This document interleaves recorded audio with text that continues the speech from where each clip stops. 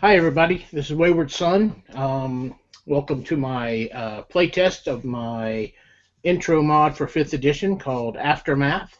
I've ran it a couple of times, but this is the first time I've had somebody else run it. Got some players with varying levels of experience with 5th edition, so hopefully it'll be a good example for what we're looking for.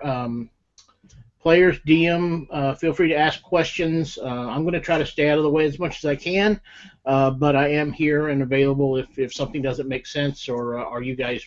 And then when we're done, if you want to hang around for a few minutes, I would love any feedback, things you liked, things you didn't like. That would be perfect. Other than that, I think that's it for me. I'm going to hand it over, and Corey's going to drive from here. Let me know if you need anything. Thanks. Have fun. Thank you, Ken. And just to piggyback off what Ken said there, if you could stick around and give me any feedback, because this is my first session as well, that would be awesome. And so what we're going to do here is this. We're going to do a little bit of introductions. We're going to start from Matt and go to the left. And if you could just give a brief introduction of your character, give a name, and if you have a YouTube channel, you can plug your own stuff. Do what you got to do. So we're going to start with Matt, and we'll go from there. Go ahead, Matt. Hello, obviously I'm Matt. I have a YouTube channel, Zephyr's Gambit, which Corey is playing in. We're doing Eberron stuff at the moment, which is cool. I am playing Thok, Tribes Tamer. He is a half-orc bard. Comes from basically this series of tribes in the wilderness, and he visits them, goes from tribe to tribe, encouraging them and getting them to act where they're kind of a bit lazy sometimes. So yeah, he visits them and encourages them to act. He's very much an athletic, gung-ho kind of all gears forward kind of thing. Sounds awesome. We'll meet him very shortly. And you can, we'll go next to Lisa. There you go, Lisa. You need to unmute yourself. Hi, yep. Hi there. I'm Lisa Sheffield, and the name might sound familiar because I'm married to the guy who wrote the thing. I play in the campaign that he runs on Tuesday nights with yours truly, our DM. And this is my first time in a very, very long time of playing a dwarf. So bear with me. And it's my only time, I think, of playing a serious fighter. So she's bunches of brothers, and she's on her own now. And did I miss something? Nope, sounds good to me. Do you have anything else to add? Nope, other than I'm a little excited to not play the talkie-talkie. As are we. Thank you. All right, and Jackson, you can take a minute or two and introduce your player and go from there, buddy. Okay, so my name's Jackson. Today I'm playing a rogue. She's a gnome. She talks with her weapons mostly, not with her mouth. And she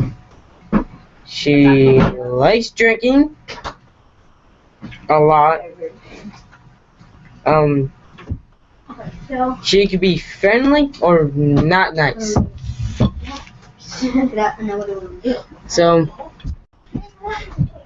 I think that's it. All right, well, thanks, buddy. Mute yourself again, and it'll be great.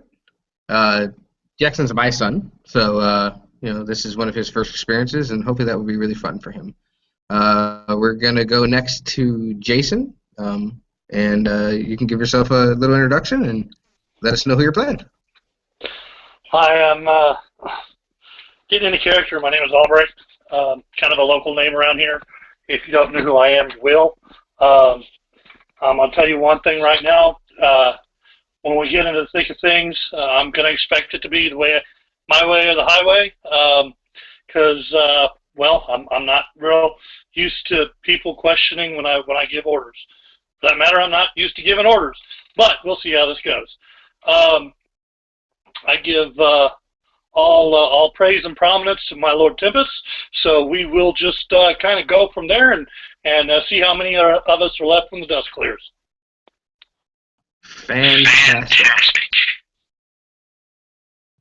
So, we'll go from there. And the last but certainly not least is Andy, and we'll go with his introduction. Hi, I'm Andy. I don't have a YouTube channel. I'll be playing Zook Turin. He's a gnome wizard.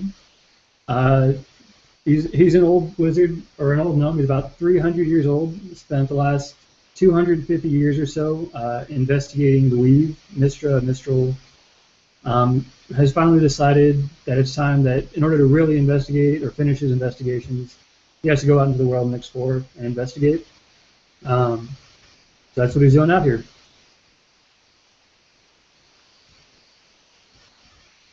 Fantastic. So, we'll get right to it here, and we're gonna start right out. So the one shot starts like this.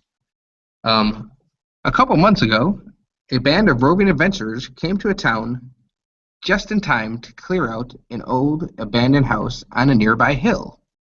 Afterwards, they sold off some surplus items to a local merchant and headed on to the next village in need of heroes. Fortunately, the town leaders saw the value in having adventurers and supported training some locals, because the people are again reporting strange happenings from the house on the hill. And this time, there are no malevolent strangers around. Elder Tomlin has summoned you to the Stableford Inn. Elias the innkeep, Amel the merchant, and Rhaegar the smith are also in attendance.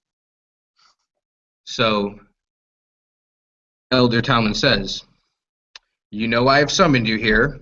Something's going on up there again, and you're the best chance we have. There are strange lights every night, and the last couple times anybody's been up there, they've heard noises from coming inside. So tell me, are you band up for the challenge?"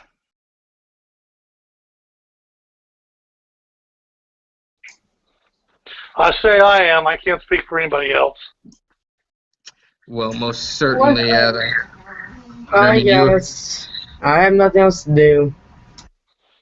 Well, certainly, Androck. You are our local champion, and we hoped you would come and help this band.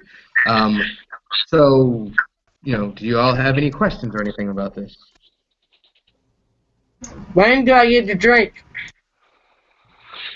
And the elder looks at the other three men in attendance and goes, "Drinking? Really? You're thinking about drinking right now? We're talking about giving you a job, and you want to drink instead. Maybe Sorry, you're not Sorry. I get really weird. Yeah, well, the elder looks at you and says, "Little lady, I suggest you take a seat and be quiet and wait for your turn to talk." Okay. So, how important is it that the house actually stays standing? Well, at this point, it is still kind of a heirloom of the town. It's one of the oldest standing structures. We'd like for you to keep it intact, if be, please. But Thought more want to know importantly, about lights. Well, it seems like every evening there is a strange purplish, kind of greenish, sometimes bluish. It seems to be coming from the back of the building. We're not sure. That's why we're sending y'all. Did you say this was the same issue that you had adventures addressed previously? No. They went up there the first time to kind of clear it out to make sure that it wasn't haunted and, or anything like that. You know, they seem to do a good job, but then, you know, a couple months later now, we got the same problem back. So maybe they didn't do a good job. We're not sure, but you know, I mean, there ain't none of us going up there. So What they find last time? You know, last time they found, you know, there to be they didn't find much. They, you know, they found that the place was unspoiled. They found that, you know, they couldn't access the basement for some reason. They had a real hard time with that. But you know, they also found that, you know, there wasn't much to find. So, you know, they looted the place and, you know, sold off all of the surplus items they could find, and they went from there and went on to their next town. You know, we just hired them. I mean, they're gone now. We paid them to retrieve items that were already available to anybody else that wanted to walk in the front door. I'm not sure what you're saying. They walked in, pulled everything out that they could carry, and sold it back to us. That's how this adventure game works there, Edward. And how are we getting paid? Oh, you know, we do have, you know, we don't have a lot, you know what I mean? We certainly can, and he looks over to the other three men, and, you know, we could certainly, you know, house you afterwards, and, you know, Elias was talking about the fact that he certainly could throw you a lovely feast, and we've scraped together, you know, some money, but it's not a lot, and he looks very timid, you know, when he says that. Hey, Corey? Stock ready. Corey? Sorry, go ahead. Is there any information locally as to who actually owns that property? A family in particular, or? It was certainly a family that was well respected. They seem to have been perished. That's all the answer we have. And because of that, nobody really ever wanted to go up there because it was very strange. So they just kind of disappeared. Kind of into thin air. How long ago was that? Within the last year. Okay. So, little lady, it's your turn to talk now. Do you have any questions? No. Okay, well, we're going to do this. We're going to give you guys the evening, and we'd like for you to head off in the morning. You know, before you go, we do have a couple of, you know, the small little items that we could give you to maybe help you on your band. And walks up is Amel, the merchant, and he goes, yeah, you know, from my store, I was able to find these 2 doses of Keogh's ointment. It's a nice healing salve. It should take care of whatever ails you at the time. You know, I can offer that. And he hands it out. I'll take one of those. And the other? I'll be happy to take one. There you go. Works for me. Yeah. All right. And he steps back, and Rhaegor the Smith walks up, and he goes, and he's twirling a dagger in his hand, and it's fairly fancy. And the one thing you'll notice is that the blade is stark silver. And he goes, as he's spinning on his hand, he goes, you know, I can loan you. And he looks at the little lady and says, loan you this dagger, because we're not sure what you're going to find up there. And, you know, silver weapons, they seem to do very well against some creatures. She's just like, okay. You know, I'm going to say this. Is there anybody else of the band that could use a dagger, or should we give it to this little one? Hey, don't call me little. I'm not your daddy right now, buddy. No, Clint just said that.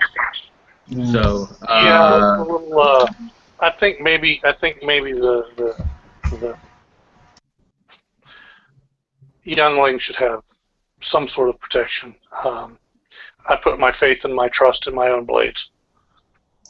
Duck no need anything else. Duck have sword. Wow.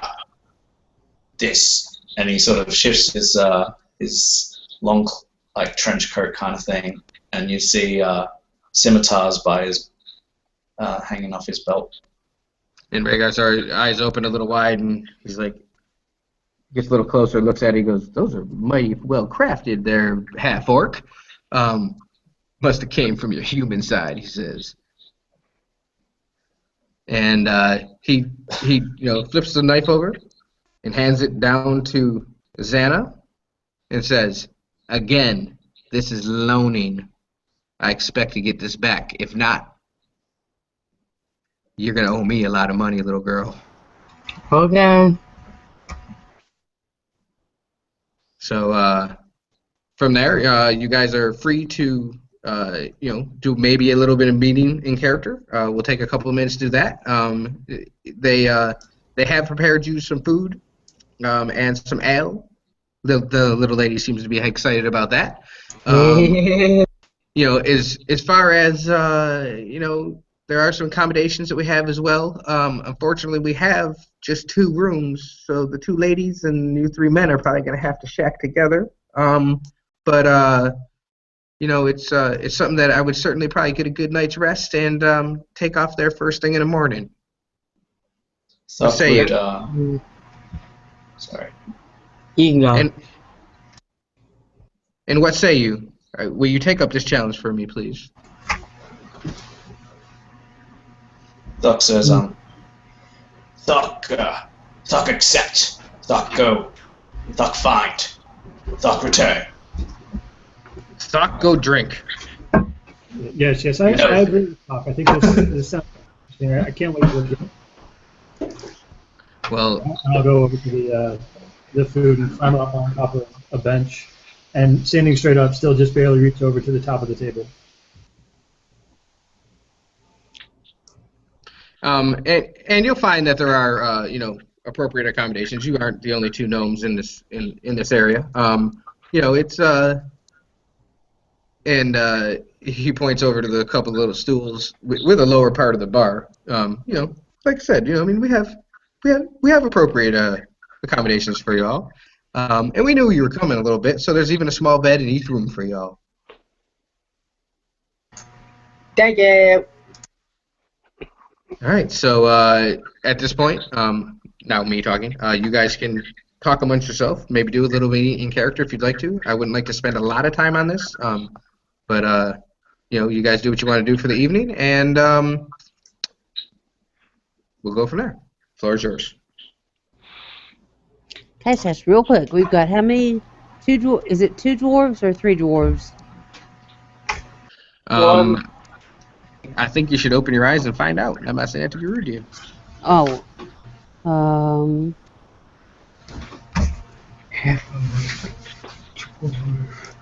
Thok stands and he looks around and he says, "Don't know about rest, but Thok go look outside." And he doesn't even bother to grab. He might grab like just a bit of meat and just stick it in his mouth and head out. What he wants to do is just, I know it's dark, but he will look outside to see if there's any of these strange lights, and he doesn't want to go up the hill. He just wants to see what he can see. I'm not sure what the terrain is like outside, but he'll like circle around and see how far around this hill he can go, see it from multiple angles. Yeah, and okay, that's great. When you get outside, it is evening. Depending on what your vision's like, it is a very small village. It's not not anything super huge, not a ton to look at. The terrain is rather flat, but there is this one hill kind of off to the north, and on top of that hill there is one house. That's it. Not very much else around it. It probably looks as if it was probably a more wealthy family, so on and so forth. It seems to be it is a larger house than what everything else is around here. But you do see a purplish flickering light that you can see up there. You know what I mean? And it looks kind of eerie. All right, so it's flickering. So it's going on and off. Is that times, like the time between each flicker, is it random or does it have a pattern? It is absolutely random. All right. And the region, in between the village and the hill is quite wooded. There is a distinct path, but there is, but you can, you can see the house there up in the hill, and there's clearly a purplish, flickery light that is up there. All right. Thank you. I will do that for a while, and the others can narrate what they're doing. I'll grab up make a makeshift sandwich, grab a couple of pieces of meat and a couple pieces of bread, and go outside after dog, kind of watch the house a little bit myself. Does the light seem to come from one specific area, or does it light up the whole house? It clearly is up there. It's a little bit hard to tell where it is. It is lighting up the house some. It's very hard to tell from this angle. And from when Thug went around the hill and so on and so forth, there wasn't. It's undiscerning where the light's actually coming from.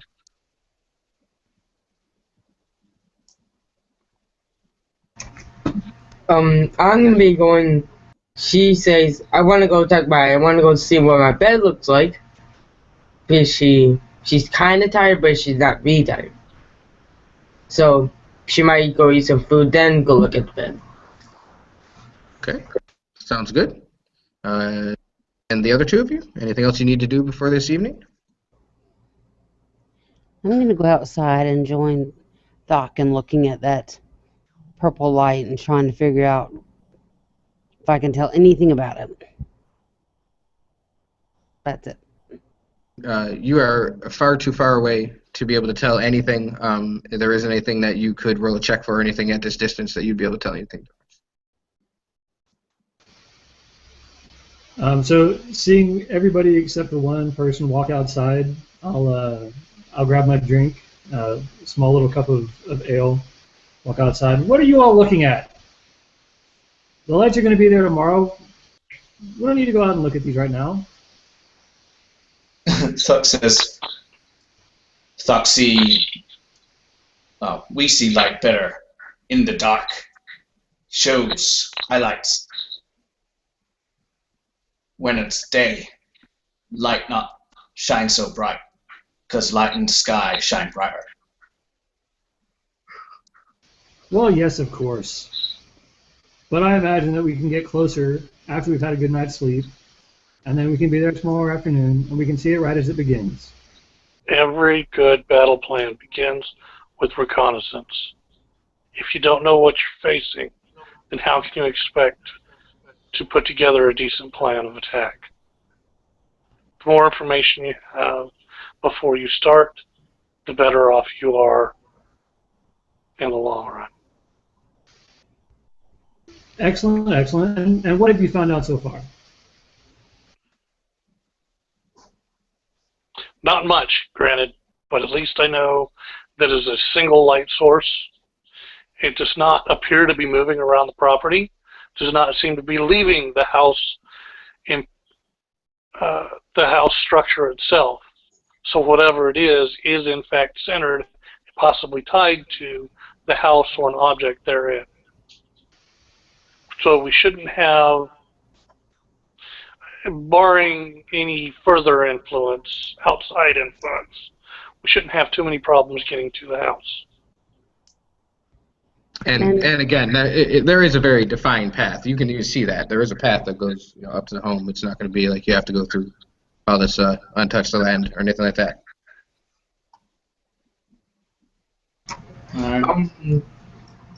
Then I come out and say, "What are you guys doing? We're supposed to. Are you guys even hungry? Come on." Much. Thuck had plenty. Thuck seen what he needs. Thuck, rest now. Okay. And you know, I kind of take it there, and you know, so you guys turn in for the night. I think you know, most of you get a good night's sleep. You know, besides the little lady, she's very restless. She didn't sleep very well, but she that's just kind of gnomes. You know, it's now the morning. You know, you come back down after the after your slumber, and you see the elder there. You know, Elder Tomlin, and he goes, "So y'all ready? Y'all ready for this adventure?" Yeah, but I didn't get that much sleep. Well, I hear that's pretty normal for your kind. A lot of people don't even think y'all do sleep. Oh, we sleep. Before we go, it's a little embarrassing, but I can't seem to remember anybody's name. Doc has a habit of repeating his name, so his name's easy enough to remember. What were you all called again? You can call me Milgy.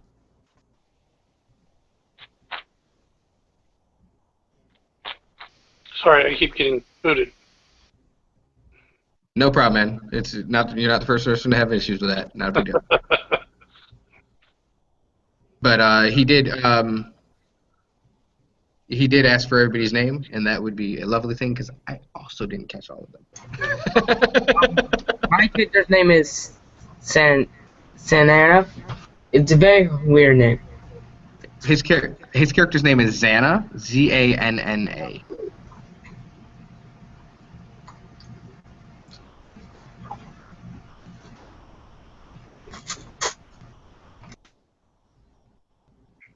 Okay, so we've got Thok, we've got Xena, we've got Melfi. I'm Zook, as you may or may not remember, and I believe that leaves just the one other person. Albrecht Longhammer. Albrecht Long, of course, of local renown. I forgot. I'm deepest apologies. And it's Milgy. I'm not sure how to spell it in Gnomish, but it's Milgi. Milgi. It's okay. I speak common too. It's not a problem.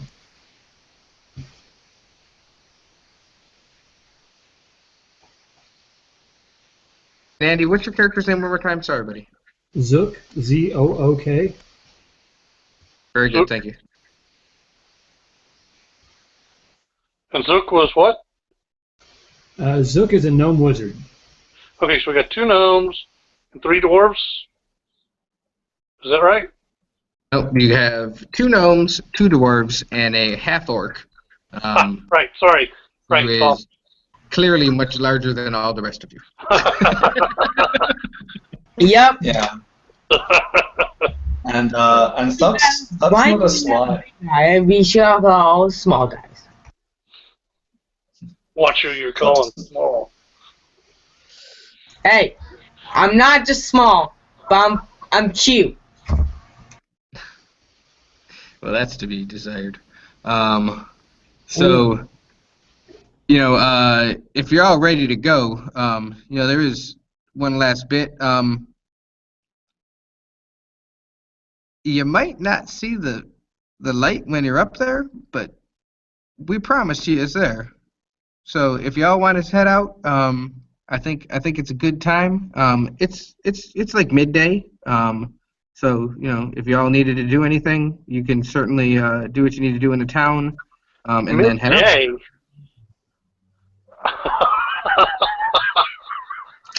Thuck puts it on this guy a little bit. I think he's seen it. He's seen him sort of like reassure us that the light's there. And he knew that we went outside and looked at the light and knew that it was there.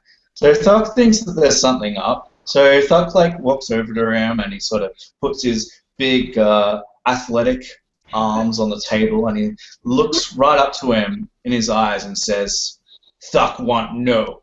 you keep secrets? Hey, big guy, calm, man. I mean, we have nothing to hide here. We have nothing to hide here. We just, yeah, we thought about it, throughout the evening, and if it's daytime, it might be hard to see the light. That's all we were thinking. I think there's more to this. Is there anything you'd like to do about that? The guy said. Yeah, you could certainly roll insight to see if you think he's lying. Yeah, I'm definitely want to do that. So go ahead. Let's see what the dice says.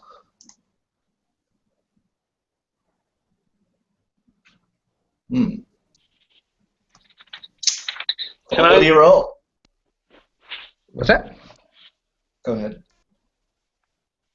And I'm sorry, I didn't see it. Okay, so that's an 8. Is there a modifier on that, or thought? Okay. Nope. Yeah, I mean, from everything you know, he is absolutely telling you the truth. He just felt they were a little sheepish a little bit by sending you out there today, so the light might not be as easy to find. And he was just trying to share information with you. Okay.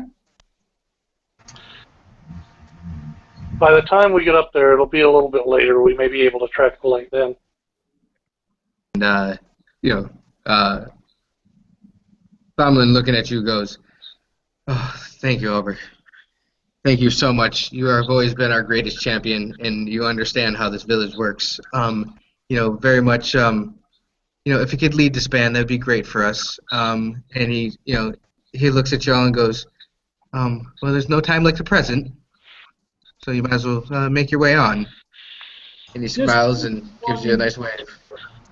She's already out of the door. That's how fast she was. That's fine. She's like, I want to get out of this place. And if you had something to do, it's fine. Go ahead, buddy. So, Elby Thomlin, what happened with all those items that were sold from the last group of adventurers? Have those been further distributed? Are they still somewhere within the town? Then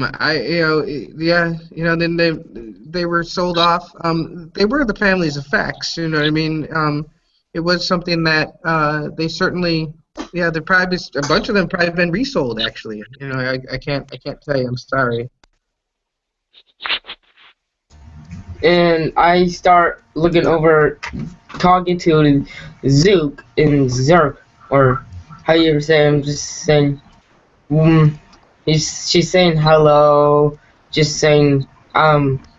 We might get along together. We might talk to each other easier. Because she's never had and never known with anyone. So this is the first time. So you have a little conversation with them in Gnomish, where nobody else will be able to understand. That's pretty cool. All right. So and your picture came up, buddy. That's kind of cool. All right. And as you guys are walking out, he goes, "I'm sorry, Zook. It just came back to me.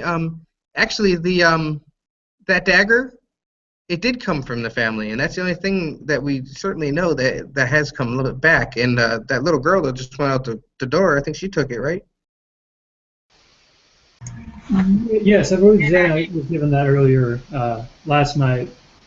It would have been nice to know everything that has been taken. Yeah, I really wish I had a catalog of that, but we do not, and I'm sorry. I understand. I'm sure after the first group of adventures, you thought everything had been taken care of. No need to keep things. 100%. You're a very wise man, little wizard. I hear when I was walking, I hear something like a little girl, and I just budge right back in. I say, I'm not a little girl. Okay. Albert, can you take care of that? Just take the band and go. Thuck need no leader, and Thuck will leave and head for the path up the hill. Let's go. We're running late. Time's a wasted. Slow down. Not so fast, Doc. So the travel up to the up to the house is, it's like I said, it's a marked path. It's a little overgrown in spots, but nothing that is too much. The only person that might have a little bit of issue with that is Stock, because he's much taller than the rest of you. The gnomes don't even realize it's an issue. The primary approach to the ruined home brings you to the base of a set of mossy covered steps. Indeed, nature has reclaimed most of what was once been the yard of this establishment. At the top of the steps, though it's daylight, the canopy casts at the house in a shadow. A strange light flickers from the foliage to the left of the entrance, illuminating an arcane symbol of some sort on the face of the door.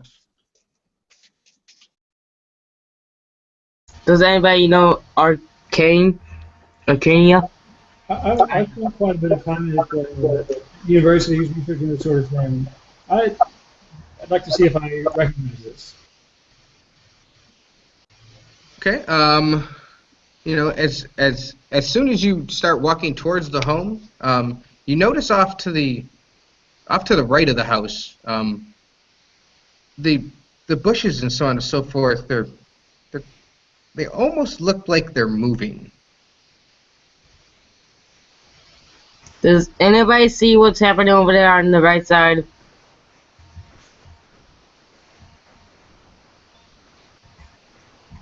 Hold on. Just a second, Xander. Let me see if I recognize these things real quick. And as you start to approach the house, it is not maybe movement over there. You certainly see movement, and you see what looks like probably 5 little creatures that are certainly coming your way. You're not exactly sure what they are, and when they don't move, they almost look like a bush and that you didn't see it.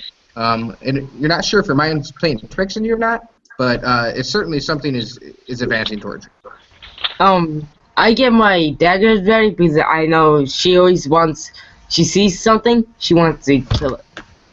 So, I just have my daggers in my hand. How quickly are they moving towards us? Not in a major clip. It kind of seems like when you guys are not looking that they move because they're closer to you.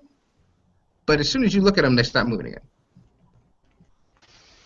So I suggest that half of us look at them and the other half not look at them and see if they move. You see nothing. That's what I thought. I was gonna say, I'm gonna move near him. Like, I'm not gonna move right near him, but I'm gonna be like a little bit sneaky.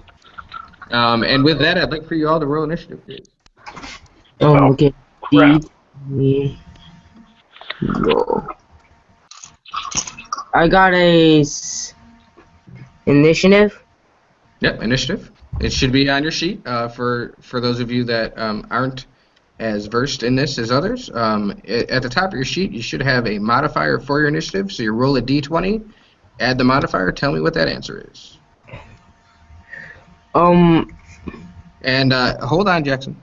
We're going to do this in an orderly fashion. We're going to start with Andy. I'm unfortunately, I've got lots of things on my screen, so I don't always see what your dice stream things are, so on and so forth. So I'll just ask for them, and if you could just give them to me with your modifier, that'd be great. Okay. My initiative is 3. Okay. And we'll go next to Ulrich.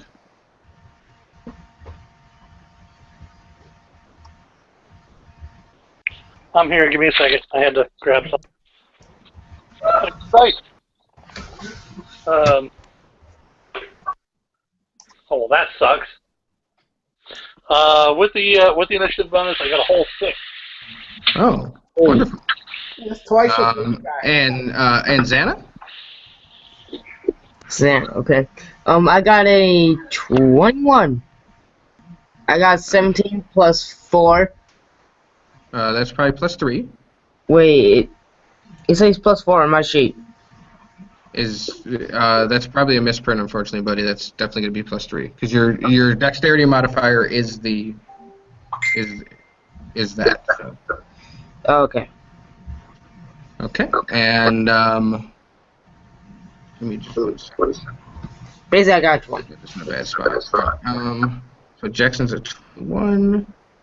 And Lisa, what did you get there? A Milky? 1 Oh, hey, you're really excited. on the door. And Thuck? 17. Thank you. Oh.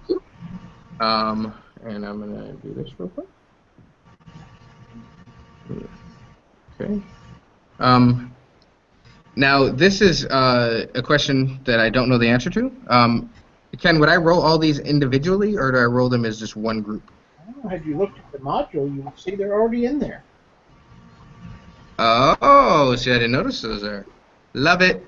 They're even better. I don't have to roll anything. Okay, it might be a little better. You All right, see me? so, All right. all right, yeah, it's all right, buddy.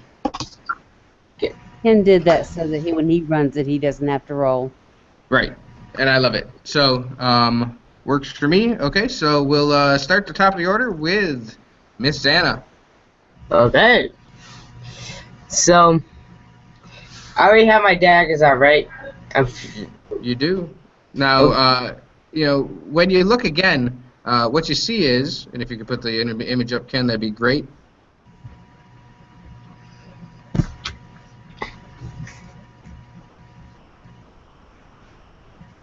Awkward silence.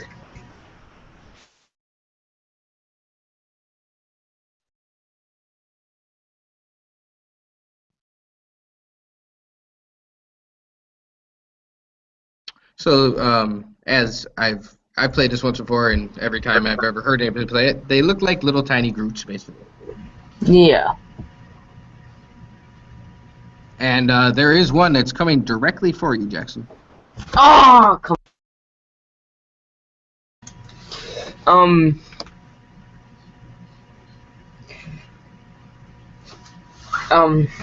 I'm gonna do. Can I charge and attack at the same time? You absolutely should move right up to it and attack it with no problems at all. Okay, so I'm gonna be doing that. So I will D20. Right? I haven't done this in a while. Do 20. 11 plus. And then add your attack bonus. 16. Okay. 16 will hit. Okay. And now roll your damage. Give me 1 second. Let me. I'm using my short sword. So. Just tell me the damages, buddy. That's fine. 1d. Oh! 4 damage. 4 damage. Okay. As you hit that thing, you notice that it falls into a pile of twigs. I killed. And up next we have a tie. Matt, I'd like for you to choose high or low. Always high. Okay, you get to go first. All right. So, can Thok see how many of these twig thingies there are? There are 4 remaining little Groots. All right. And they are all coming towards you. Sure. Thok will turn to the group, and he will look at each of the party members, and he will fix his gaze upon Zook, and he says, "Thok, here Zook know about magic. Thok know about magic too." And what you see is there's probably I didn't describe this before, but Thok has a nice, decent-sized medium drum that is strapped to his belt, and what he does is he wraps his thumbs across the top of the drum, and he looks to Zook and he says, "Thok give you help Thuck give you rhythm to remember and concentrate. And he pounds out a nice nice rhythm on his drums, and I'm giving bardic inspiration to Zook. And that's as my bonus action. And so, Zook, if you don't mind, Matt, just to say, for those who don't understand what that is Matt will have an extra D6 that he can use on any of his attack rolls or any saves, and it only lasts for about 10 minutes. yeah. So Andy has that. He's the one that can spend it. So it's saving throws and skill checks, and that sort of thing. So that's my bonus action, and then he will, as his interaction, draw his scimitar, and as he's moving, he like pounds the butt of the scimitar against his drum in the same rhythm that he's using to inspire Zook, and he walks up and he tries to hit one of these things. Okay. That is a 17 to hit. Well, that hits. Okay, and we do 4 slashing damage. You also dispatch that into a pile of twigs. Okay. Next, we have up one of the little tree blights, and it comes up and not very happy with the fact that it saw that you so easily dispatched two of its friends. He's gonna walk right up to Zook, and he takes a swing at him. So if I'm going to cast shield, do I have to cast before? So it's a reaction. It's a reaction. But do I have to cast before I find out what he rolls, or can I wait to see what he rolls? It's a reaction to being hit. Right, it's a reaction to being hit. So that is a spell you won't use until after you're hit, because I may miss, and then you would have wasted your shield. Right. Okay. Yep. So I got it just in case. Yep. So the little guy walks right up to Zook. He's actually shorter than you. It's kind of nice. And it swings at you for.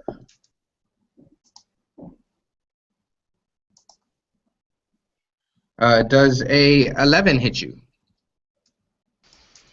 Not if I use shield. Is that what you're going to be doing? Yes. Yes, I am. Okay. You put up shield. That changes you from what I'm assuming was an 11 to a 16. It takes me from 10 to 15. 10 to 15. Okay. And the effect does, and the attack does nothing to you. So we go right on to the next one of these, and this one is going to be attacking Thok. It walks right up to you and it slashes at your leg. And misses badly. It seems to be a little bit fearful of such a large creature that he feels like could probably just step on him. But, he had to swing at you. And he goes from there. So after that is the last of the... Oh, no. Is Albrecht.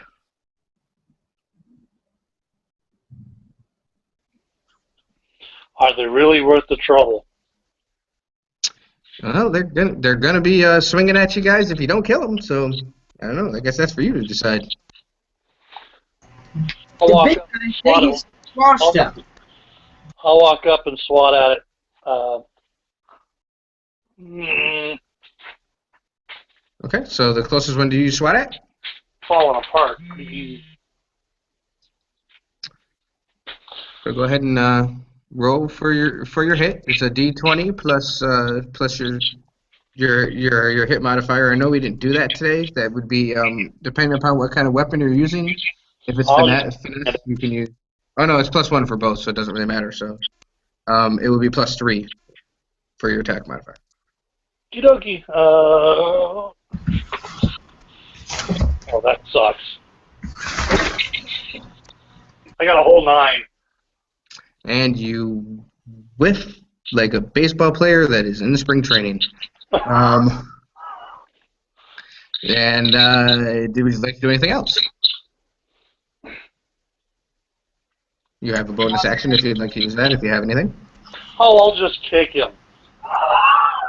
Okay, well, he moved directly out of your way and not impressed by Do you. you have the loan officer's information, like the email address and everything else? Hang on. And we go next to... All right, Zook, I need you to go pick a high or low.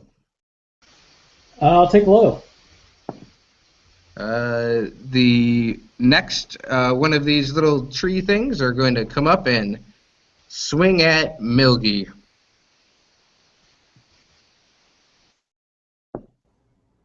And again, misses awfully. It almost fell apart. It swung so badly. Oh, good. Just scared of looking at me, I'm sure. Yeah, and now it's right up in your face, and now it's your turn. Oh, no, I know, sorry. And now it's Zook's turn. Sorry about that. So is there still one right in front of me? Yes, there is. There's one right on you. Okay. Then I'll use Shocking Grasp as a cantrip. You're back. Oh, why? Why? Go away. Okay, and so what does that do? Shocking Grasp.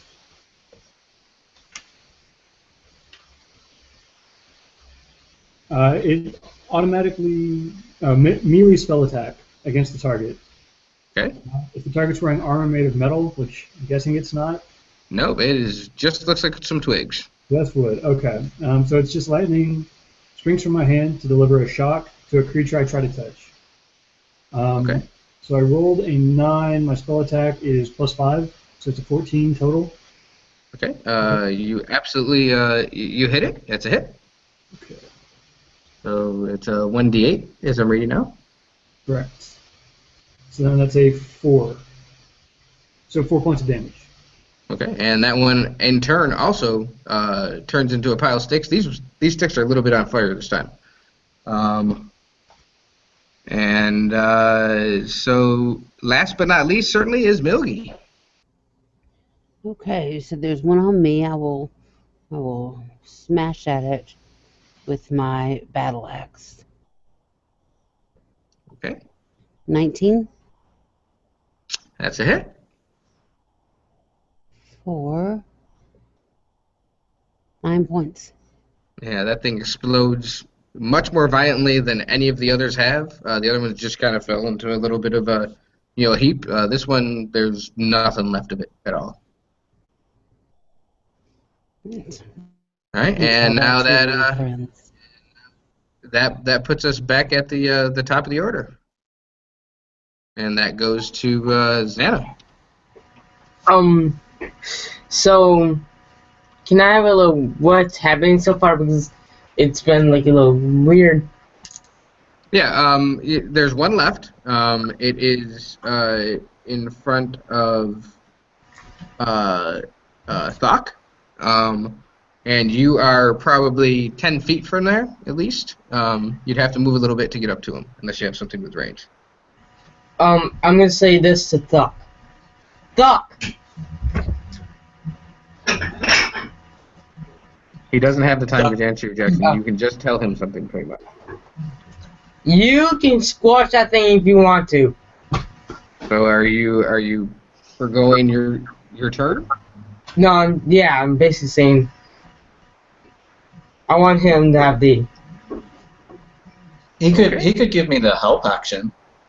Yeah, you know what I mean. The help action is certainly an option. That is highly underutilized in this game.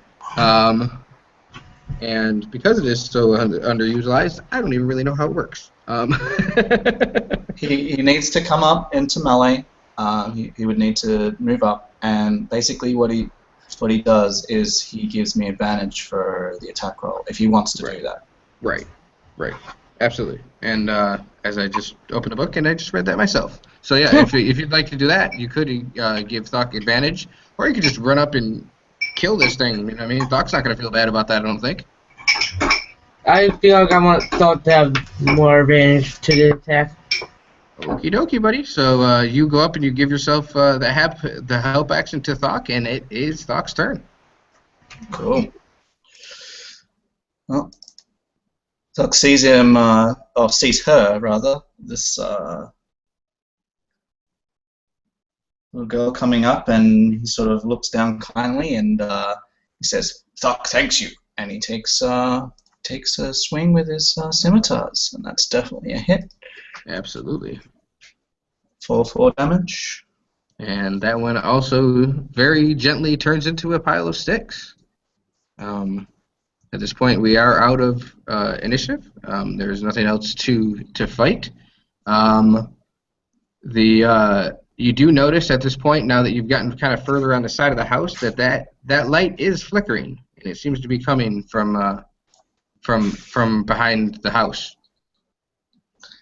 Thok's going to just quickly look at the remains of these things, and I'm just going to roll nature and see if he knows anything about them. That's a 15. You've seen this type of creature before. It is just it's pretty much a nuisance. They do look like bushes, when they're not being looked at, directly. That's kind of their thing. They kind of just blend in and try not to be attacked. Yeah, are they usually hostile like this? When they're told to guard an area, they seem to be guarding something. Okay, so and Thok would know this, like he would know that. Usually just from the way that that these tend to not be an aggressive being unless they've been given some type of job or something. So he would just mention this to the group. He would say, "Tree shrubs here to guard, given job."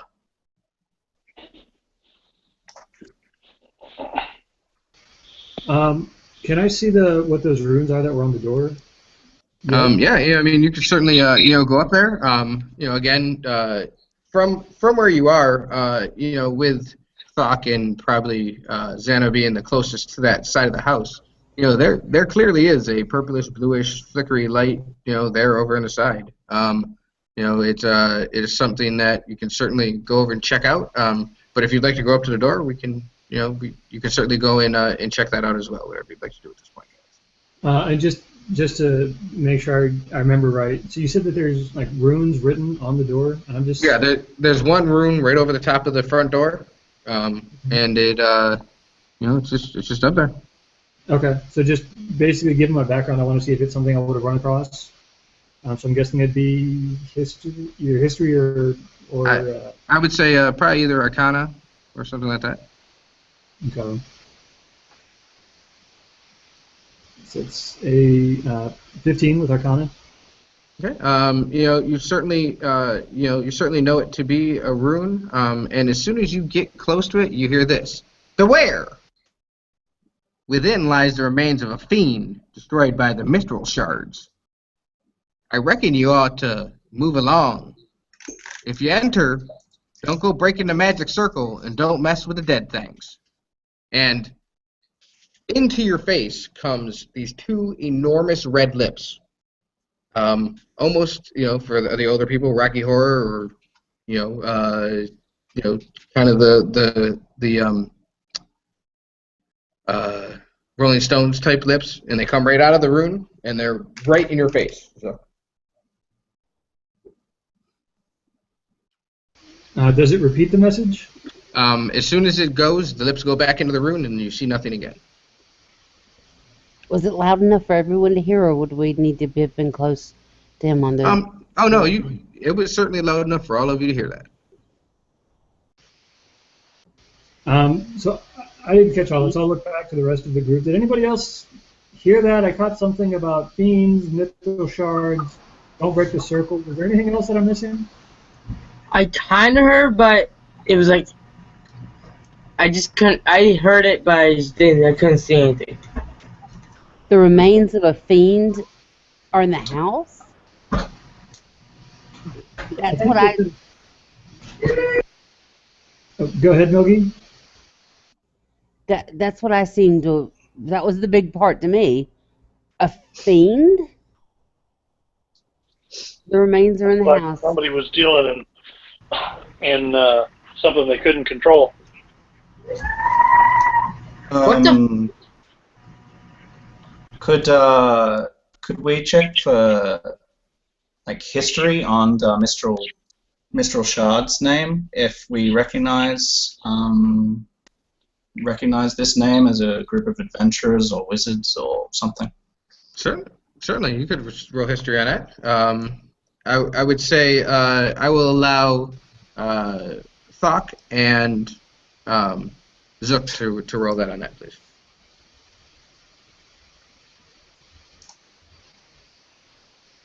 Was that a 7, Matt? Yes. So it's a history. So total of 8. Yeah, you don't know anything of that man at all. And what did you get there? For history, I've got a 17. 17. Okay. It's Mithril Shards doesn't seem to be a person. It probably seems to be maybe a group. Something. Not so much just a single being. But there's nothing in your history or anything that you've studied that gives you any indication of what that is. Unfortunately. So, just real quick for clarification, is it mithril like the metal from Lord of the Rings, or mistral like? Mithril, like the metal. Okay. So, what you guys gonna do next? It also said the circle. Did it say the circle shouldn't not to break the circle? Yeah. Did you see a circle? We were given instructions not to break the circle. I think we should find the circle first. I think you're right. But if I remember correctly, the person we were told that they had sent someone up here before who went into the house and cleared it out. How would they do that with the fiend's body laying inside? Or the They remains of never it made being it inside? into the basement. That's where it must be, yes. They've never made it into the basement. Yes. My guess is that this circle surrounds the basement doors. And whoever it was took the warning at its meaning and did not go any further. The basement seemed to be built of normal, being a dwarf, normal stone stuff that I would be able to, that a dwarf could go and... The house is made out of wood. There is a foundation to it. It looks very normal as any house of this time period would be. There is nothing that shows any difference from outside of the building here. It looks like a very normal house. It's not in the greatest condition at this point. It certainly has been untouched here for some time. So we could conceivably go in, break into the basement from anywhere else in the house, and not disturb the circle. Right? If the circle is outside. Right. What if the circle's in the basement around the fiend? Then whoever it was we should go find. Whoever went in before would have had that problem to begin with and would never have returned if it were that big of a threat. Right. So just that moment, the mouth comes back out of the symbol and goes, "Beware! Within lies the remains of a fiend destroyed by the mithril shard. I reckon you ought to move along. If you enter, don't go breaking that magic circle and don't mess with the dead things." And then it stays out this time and kind of does a little raspberry at you. I'll take a step back once it blows the raspberry at me, and kind of look around. How rude! And just walk back over to the rest of the group.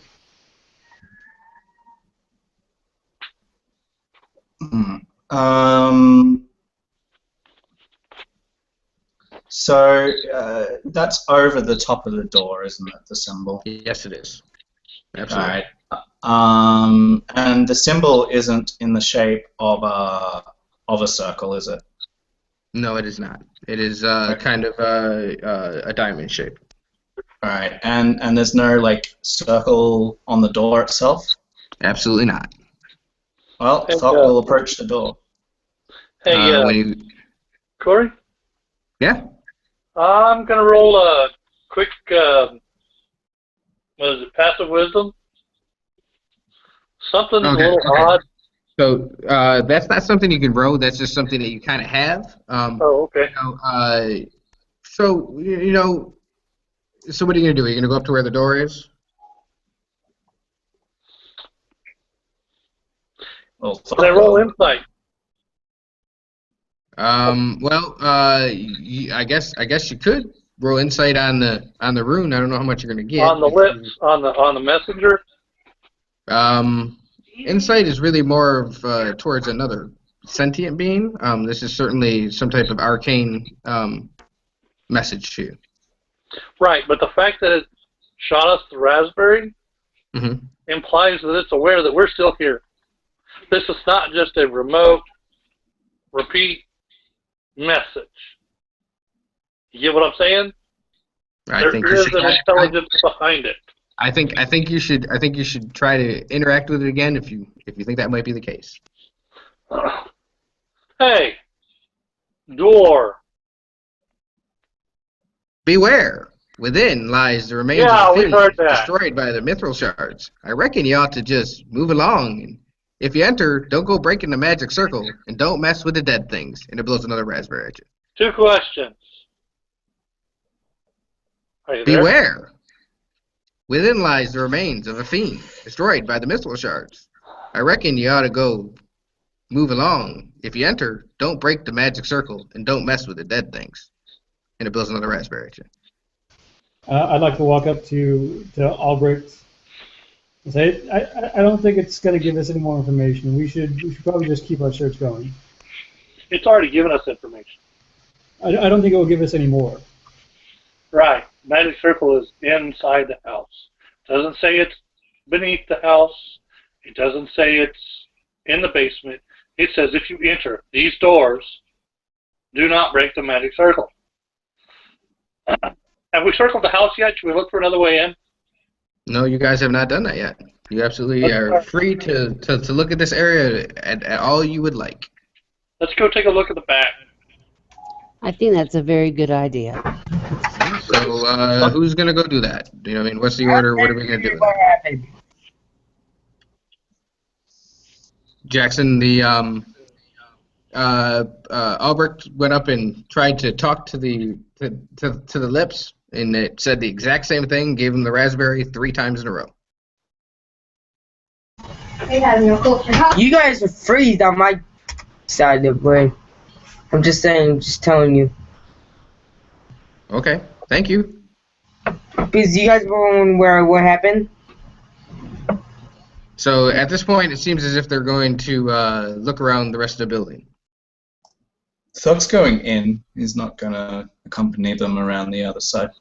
Okay, so if you go ahead. So we'll leave. All right, so we're gonna do this. We're gonna leave Thok there at the front door. If you'd like to go around, you can go ahead and do that. There would be no problems for you to do that at all. I'm worried that the circle might be right inside the door. Well, he's not stupid. Like, right. He'll open the door and he won't go in. He's gonna look. If you open the door, you may already be breaking the circle. Are you saying the house is the circle? No. The circle opens the door anyway. Okay, so if Thok walks up to the door, he pushes on the door and he cannot open it. I would like for you to roll a strength check, please. Strength check? Sure. Please.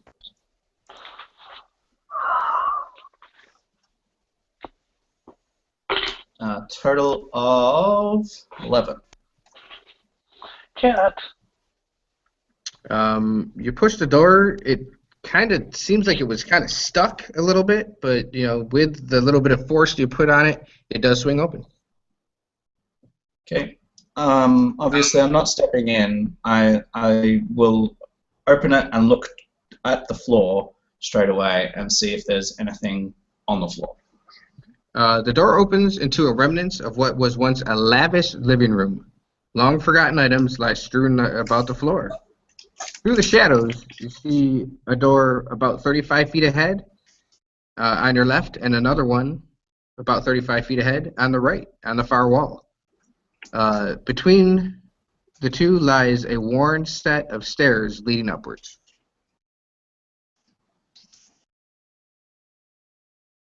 And at the back of that wall, there is a window, and you can see that light flickering through that window.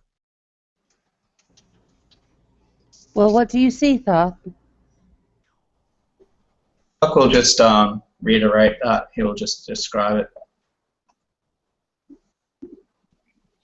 Right, I'm going to the back of the house. Okay. So is anybody going in before Albert goes behind the building?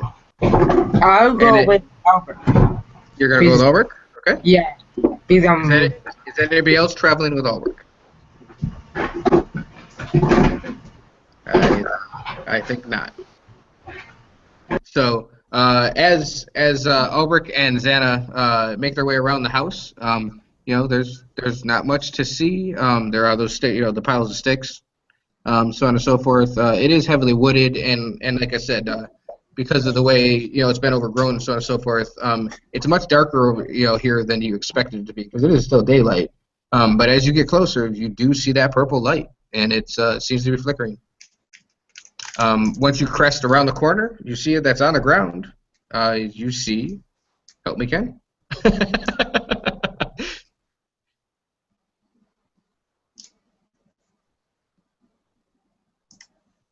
Really getting there. Yep.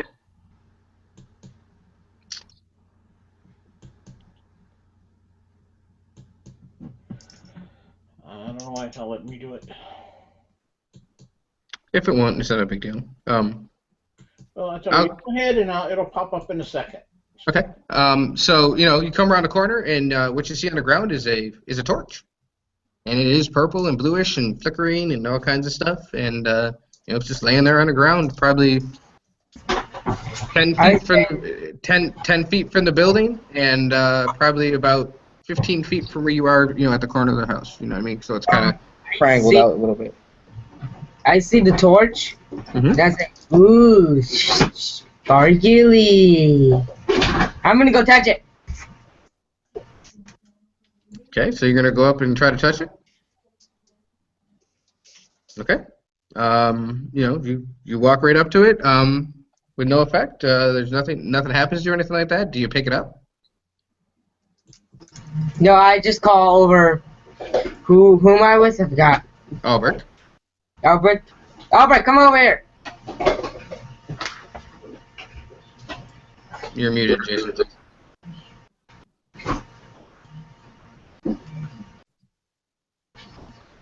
Jason.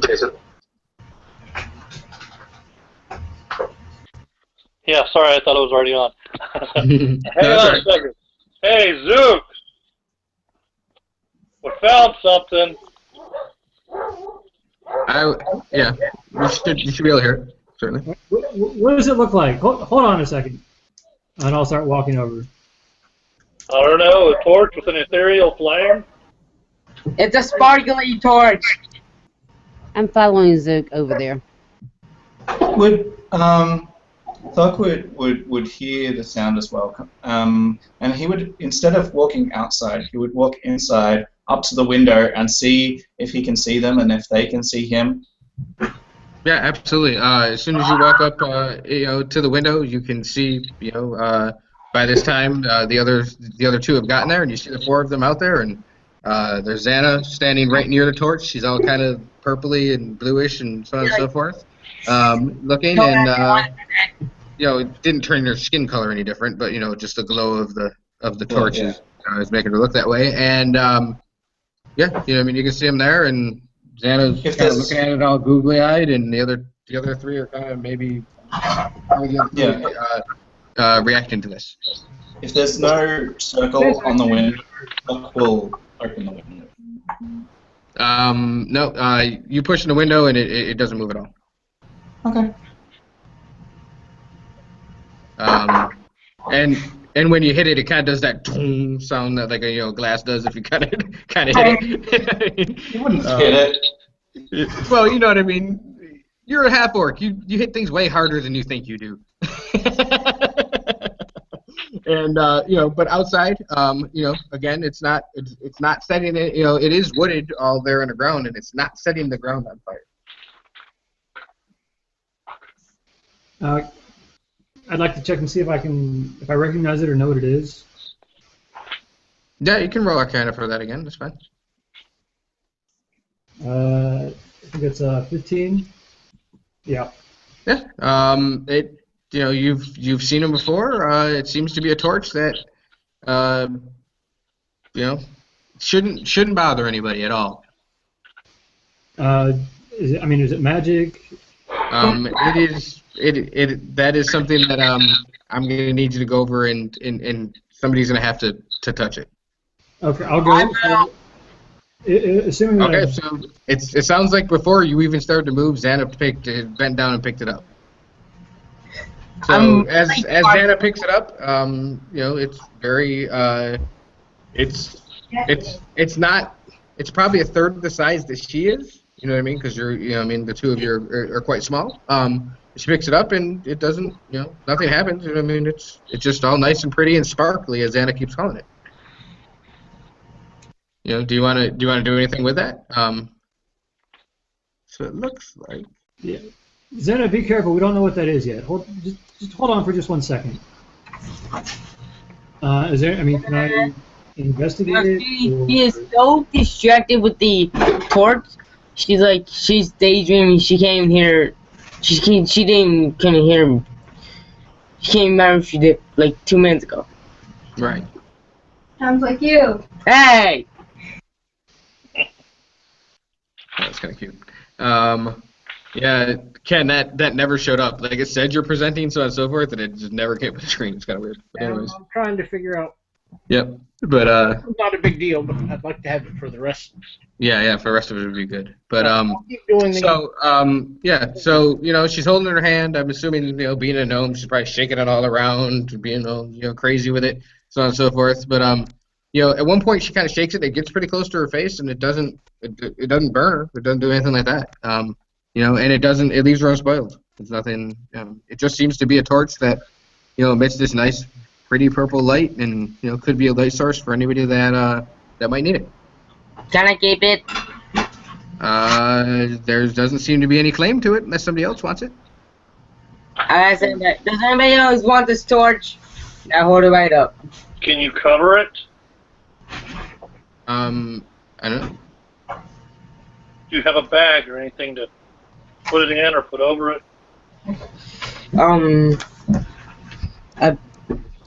I don't know. Okay. I'm gonna answer this for Xana. Not have anything on her, straight off. She kind of just puts it under her arm, and when she puts it under her arm, it does kind of go out, but her whole armpit is purple, and it doesn't burn her or anything like that. But so it's just all. No. And then she just stand there with a stick sticking out like this. Do I say, guys, is this normal? I'm just being. Definitely not. Yeah. Right.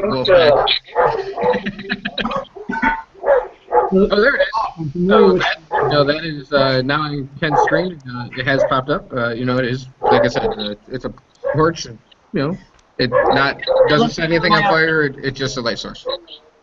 Yeah, it just looks like it. I'm just saying. So, Doc, I'm a little more familiar with the other gnome and with dwarves. Do you have any trouble seeing at night, or can you see like we can? He's got. I can. I don't know. All of you just automatically. All of you have dark vision. So in this one, it's not really so necessary for all of you. If we had a human, he might need something like that. But just a neat little torch that you guys might be able to bring with you. If you guys want to bring it with you, you can. You can just throw it back on the ground if you feel like doing that. Sparkly. I'm sure it's worth something. Xana seems to be wanting to. We can see just a random, looks like web page of some sort. Looks like Firefox to me. It's your Google Plus page, Ken. Thank you. So, And Xana, I'm sure that if you want to keep that, and if we find any kind of treasure, we can take our share. Your share of the treasure can go towards paying for that. I don't have anything to carry it with, so can somebody hold this off for me?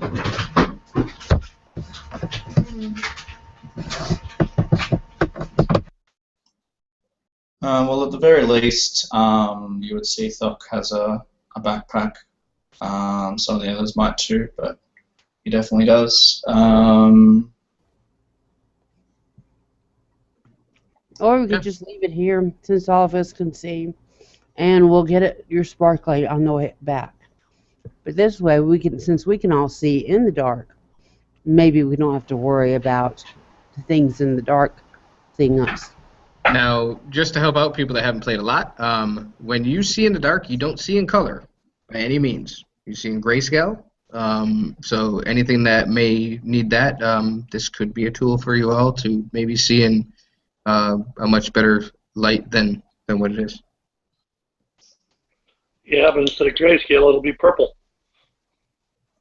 Well, that's better than gray, I would think. I'm sure that there's at least one, because I've got a backpack. So yeah, you guys absolutely could put it in a backpack. It will not do anything to your pack, I promise. And you could bring it with you. All right. So wait for the others to come back in, and then he will point out the two doors, one leading left and one leading right, and the staircase leading upstairs. And he says, we haven't made it all the way around the house yet. No, well, it's fine. I say you guys come back around the house. You're standing. The group before you are now standing on the porch per se. You can see Thok in the house. He has nothing happened to him at all. You can go for there. So this is the only way in besides breaking a window. Yes, there is no other doors that you've seen on the side of the house you've been on, and also the back side of the house. No, I went all.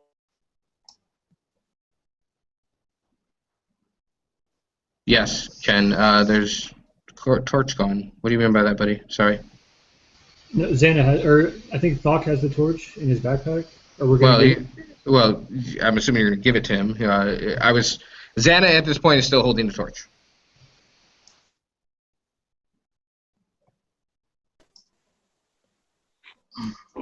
I keep getting dropped. That's all right. No problem. Yeah, I wanted to go all the way around the house. Was the point? So if you come off the porch, you go around the other side. It is also there's the only window that would be large enough for you to go into and would be theoretically low enough would be the window that you saw Thok looking at you through. Okay. And there's no other doors to the home besides this front door. Okay. Then I guess we'll go in the front door. Who's going to walk in first? Thok's already in there, obviously. I want to go second. I don't mind going first. Go ahead. So if you get all four of you walk in the door, I'm assuming the order was, sorry, I just had a brain fart. Milgie, and then Xana. Send the ladies in first, obviously. Behind is Zook. Albrecht, and then Zook is probably taking up the rear, I'm assuming. So, I would rather have Zook be in the middle. Okay, so that's fine. Zook is in front of you, and taking up the rear is Albrecht. So, you get into the door. And you see this room, and it's all around. Again, it was a lavish living room. There's a broken couch over on one side that's quite close to where Thok is at this point. It's broken. Strewn around the room, there's books and a lamp that with a table that had fallen over and has been broken, so on and so forth. There was a mirror that's on the one wall near where the one door is, and that is also broken as well. What shape is the mirror in? It is a rectangle. Okay, just checking. And there's two doors, right? So there's a There mirror is, beside yes. one wall, beside one door, broken mirror. But there's another facing. Are the doors facing each other? Or are they facing like behind the house? They are, you're in the middle of the home, so there's one door. Basically, it comes in, and like I said, it's a living room. So off to the side, you can see where the stairs would go up to the upstairs of the home. They are totally destroyed and impassable. But as you go up, there's the window at the end of the hallway, and on each side there's a door that are perfectly aligned with each other.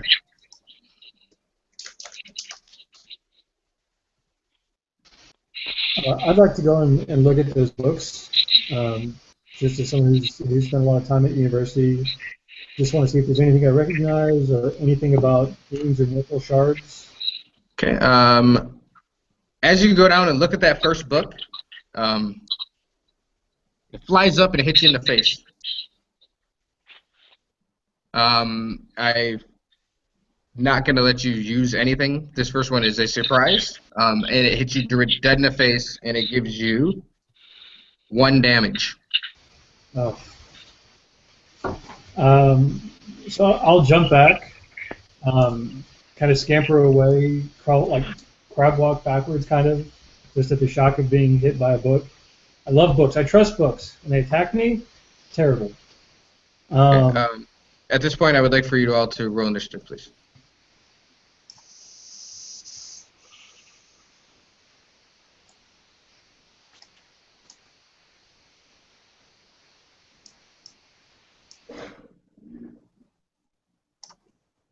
Okay, we're going to go again in the same order that I did before. So, Andy, what'd you get?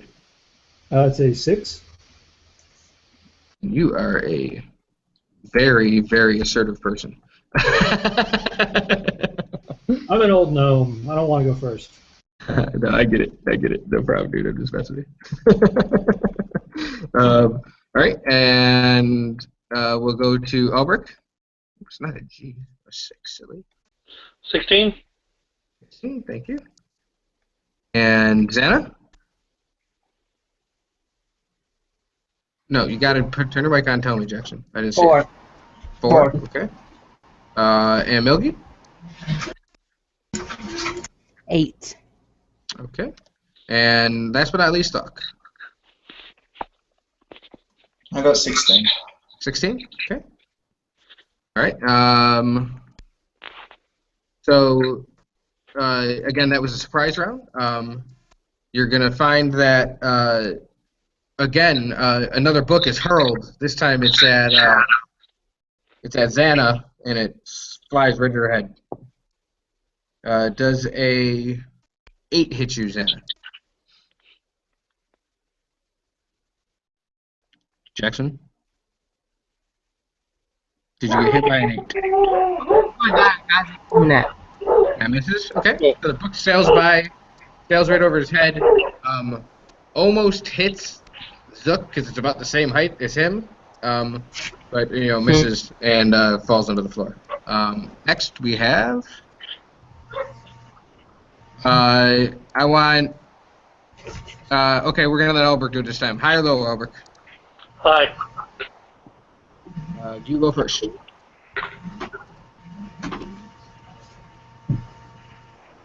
So there doesn't appear to be anything to attack. Did you guys remember if you had YouTube channels now?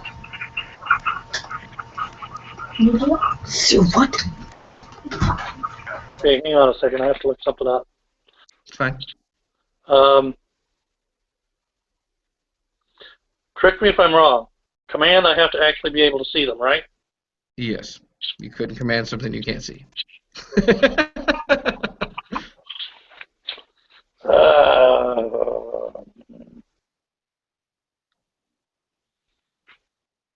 Now again, there's the two doors. You could easily go into either one of those doors. Yeah.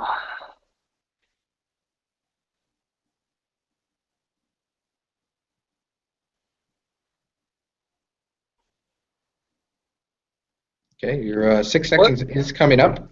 Yeah, I'll head towards I guess the door on the right. Okay. Are you going to try to open that door? Sure. It is locked. Not for long. Okay. Are you going to attack the door? Strength check. Okay. Go ahead and roll it. You guys see my screen? God bless. Yes. This is his makeshift map, apparently. Yeah. You guys are at the star. Coming in. Yeah. And yeah, there's the one door up on the right and the other one on the left, and the stairs in the middle. Right. Which are impassable. And 12. the books and so on and so forth seem to be coming over from that bottom right-hand corner. 12. 12. Yeah. You are unable to break that door. Next is Talk. Oh, unless you wanted to move. I mean, you didn't have to move far. If you wanted to move again, you could. You've got another. I take an actual swing at it? Nope. Cannot take another swing. That was your action, buddy. Do what? The swinging at the door was your action. Okay. Alright. So Thok says that he's going over to that door, so Thok will go over to the other door and see if it's locked. That one also is. It doesn't seem to be locked. It just seems to be a bit stuck. Alright, I'll try and deal with that.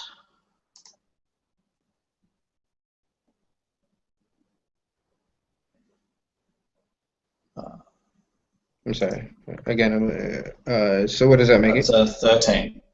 The door opens. Alright, what's CC? As soon as the door opens, your nostrils are assailed by a stench of mold and mildew as you stand in the doorway. Was once a fine library. Books lie open on a table, sitting between two comfortable chairs. A creature wearing robes covered with long dried blood emits an eerie moan and shambles toward you menacingly. Cool.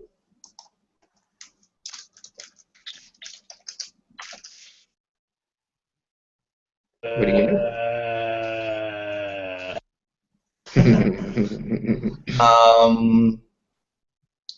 Thok will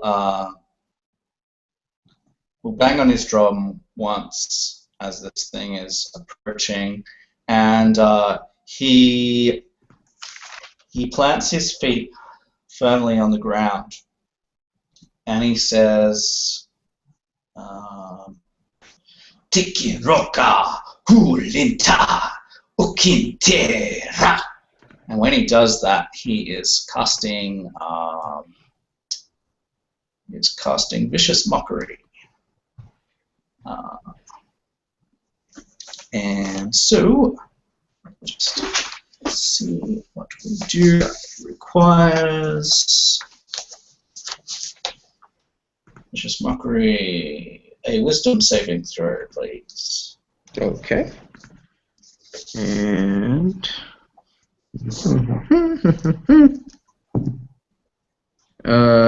what's your DC? My DC is 12. It does not pass that. So it takes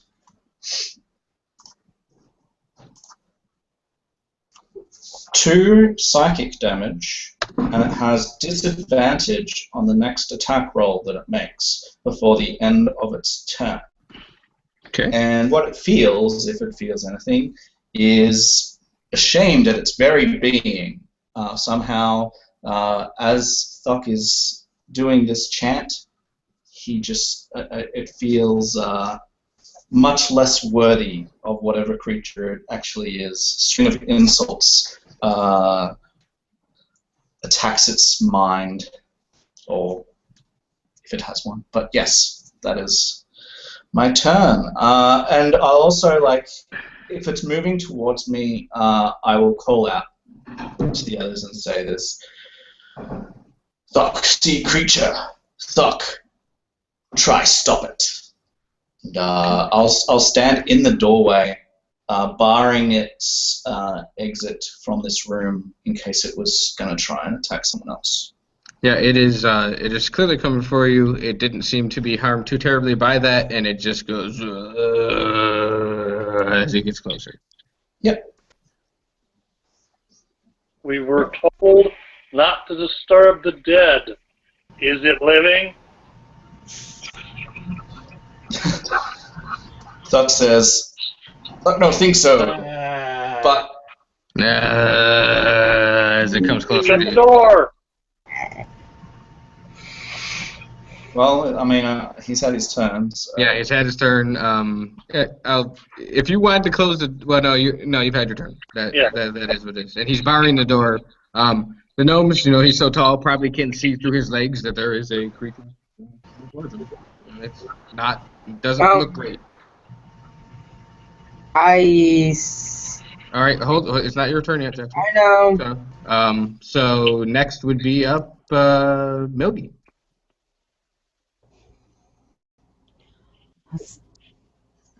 So I'm not far from the door. I'm assuming there's nowhere in this room is far from somewhere else. I'm gonna rush over towards the door. Is there any kind of a mark on the floor going into the room? Nothing. If you're looking for anything in particular, nothing looks circular. Nothing looks like that. Not at all. It looks like a doorway, and it looks like you could clearly enter it if Doc wasn't in the way. And I could also close it. Can I push my own adventuring party member out of the way? Assuming I could reach around and close it. If you'd like to try to reach in front of Thok and close the door in front of him, I will let you try to do that as your action. But with Thok in the doorway, I'm going to give you disadvantage, please. Okay. And I want you to make a strength check Yep. to see, a dexterity check to see if you can reach far enough in there to grab the handle. Okay. Thok, I'm going to close the door. Okay, and there's two 20s and take the least of them. Yeah. Yeah, I don't have enough dexterity to even contemplate that.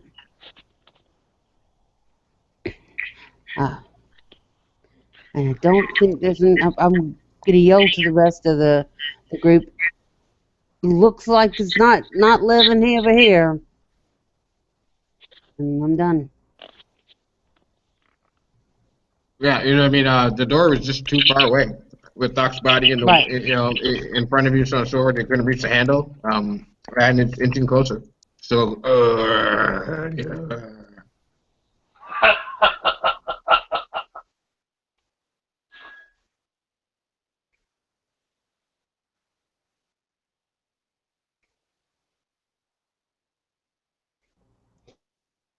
Corey, you are now muted.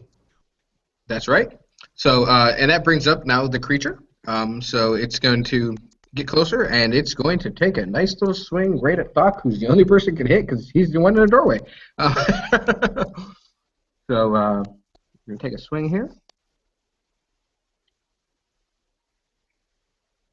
All right. 21 hits, I'm assuming?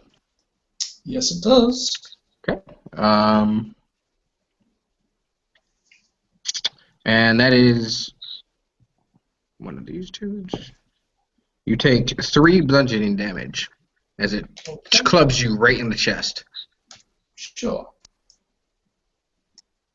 And it just, again, a little bit of spittle comes out of its mouth, and it's just gross looking. It barely has a bottom jaw. You're surprised that something can come out of its mouth. It's black, and it's just an awful smelling creature in front of you. By the way, did you roll disadvantage? You got a 21 yeah. disadvantage? No, I didn't. That doesn't change it. It's actually still just a 19. Okay.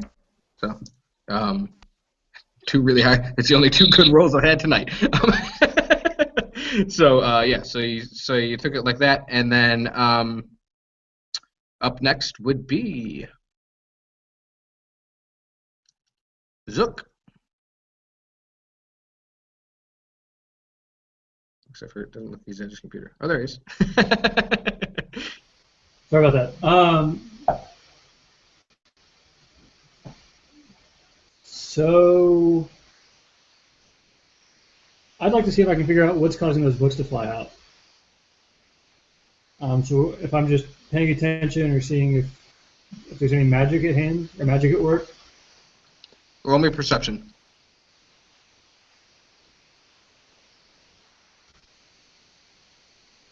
Nat 20.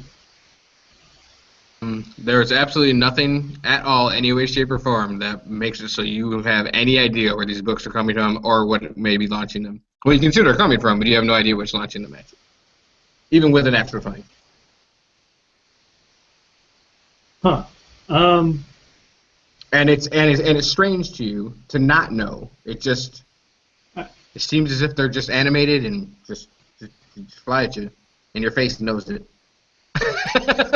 Yeah, I don't like that. I'm gonna back away and kind of hide behind Milgy. Try and get to the extent I can Milgy between me and Zombie or whatever the monster is, and then also back away. It's you can still take an action. I won't use that as your action. I'll use that as your movement, that perception. You moved a little bit. Okay. You got little short legs, but we'll let you do that. That's fine. Okay. But you could take an action as well. So if I still have an action, it looks like Thok has the zombie under control pretty well. I'm going to go ahead and I'm going to try a Ray of Frost at the bookshelf. At the bookshelf? Okay. I mean, if I can, the book that hit me specifically, but just the bookshelf in general. Yeah, the book that hit you kind of flew over into the corner behind you, over near where the front door is probably. So if you want to shoot that book, you absolutely can.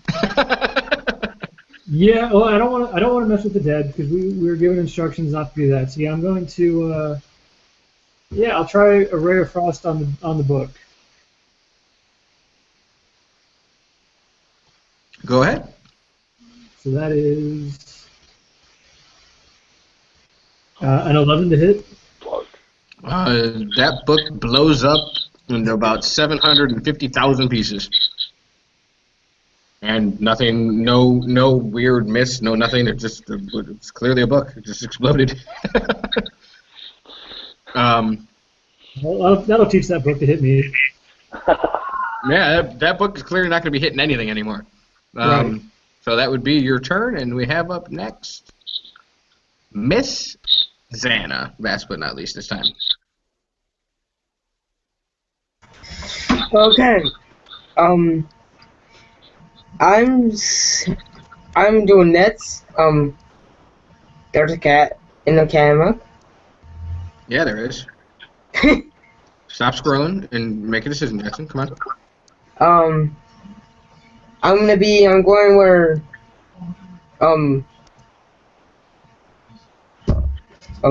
where the half orc person's going. I don't remember. Where Thok? Yeah. Yeah, Thok is going. Mm-hmm. And can while I'm running to it, can I grab my daggers at the same time and try to attack the mysterious thing? You don't see anything to attack, Jackson, by any means. I don't see anything? No, the only thing you see is you can clearly see the creature that's in front of Thok. Yeah, I'm you saying. being so small, you could walk under his legs per se and attack it if you wanted to do that. Yeah, that's what I'm saying. Okay, yeah, you could absolutely do that. Go ahead and make an attack roll, buddy.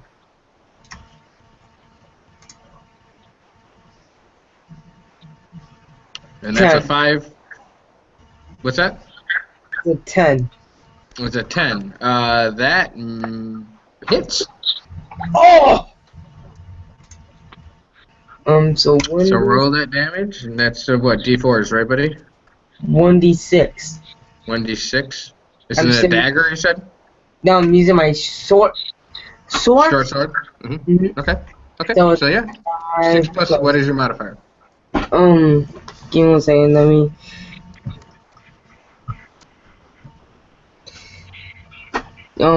So it's a 8. 8 hit points of damage. It didn't seem to like that very much. What? And, I it very much goes blah, blah, blah, blah, and more of that black stuff comes out of its mouth, and a little bit actually got on Thok this time. Duck, can you try to attack that thing now? I think I made him really mad. Okay, so you're gonna stay there, Jackson? I'm gonna move away from Duck because I don't want to get in the. Okay, I don't want to get. you can only move about 10 feet. That's about it. Yeah, I'm saying like I'm just not gonna be. You're gonna back up a little bit. Yeah, I'm backing up a little bit. Okay. All right, I'm gonna mute you now. So okay. So we're back to the top of the order. And I'm gonna make an attack. That is. Alright, that's a 16. And another candelabra, a candle holder, flies and smashes into Xana.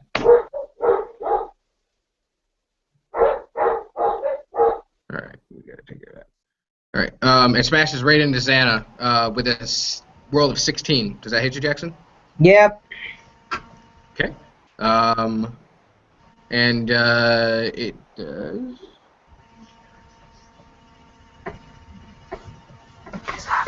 One piece of damage, 1 point of damage again. Good thing it did do like 9 points of damage. Yeah, probably. Because I would have been dead. Yeah, that'd be bad. Then I'd be like, I'm out. All right. Actually, wait, I had to get 3 failed death saves. Absolutely. So, but we're good now. So we're gonna. Yeah. You're done, right? Okay, good. Say like, Can you you suck! Yeah, but you're saying that to nothing. You know, again, No, candelabra just throws No, it and made hits me you. mad. It just made me mad. Okay, cool. So, can you mute yourself now, please, bud? Thanks.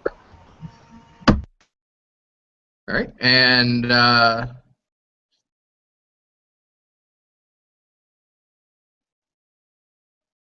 so, sorry, I had to give him the dad eyes there for a second.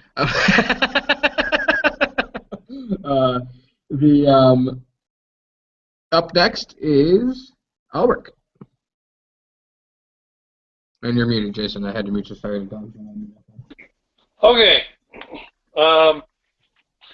So everybody else is on the other side of the building messing with the door where there's a zombie, and there's already been a couple of swipes of the zombie.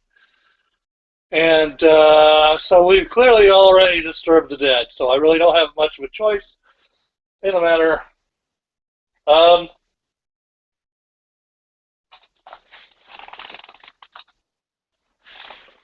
right. Step aside as I come through. Does Stock move out of the way?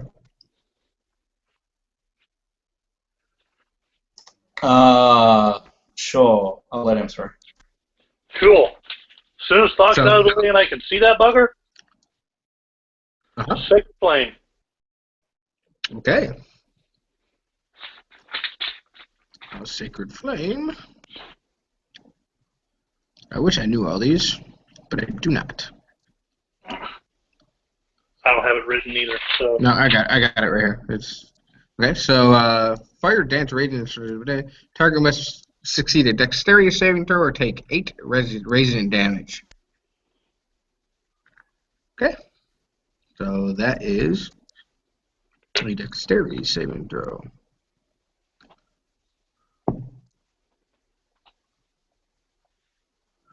And it does not make a saving throw. Go ahead and roll your damage, bud. What is it? 1d8. 1d8. Is there any modifier? Not at all. 4.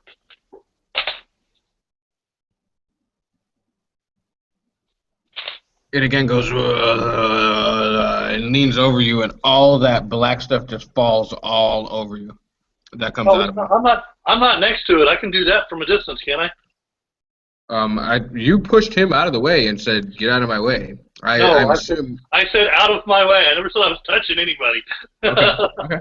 As soon as I could see it through the door, I hit the cantrip. Okay. Very good. I'm sorry. I thought you were saying that you moved up to it. No.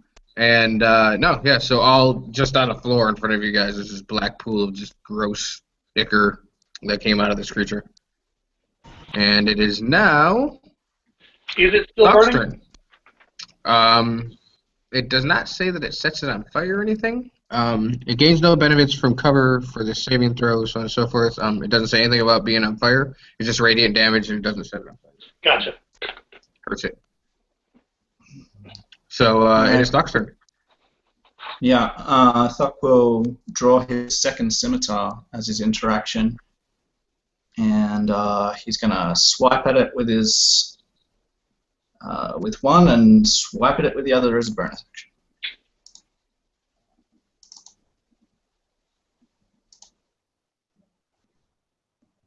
Okay, the first one hits the second. Oh, it might still actually. I've got plus, so it's a 15 and an 8. That's actually 2 hits.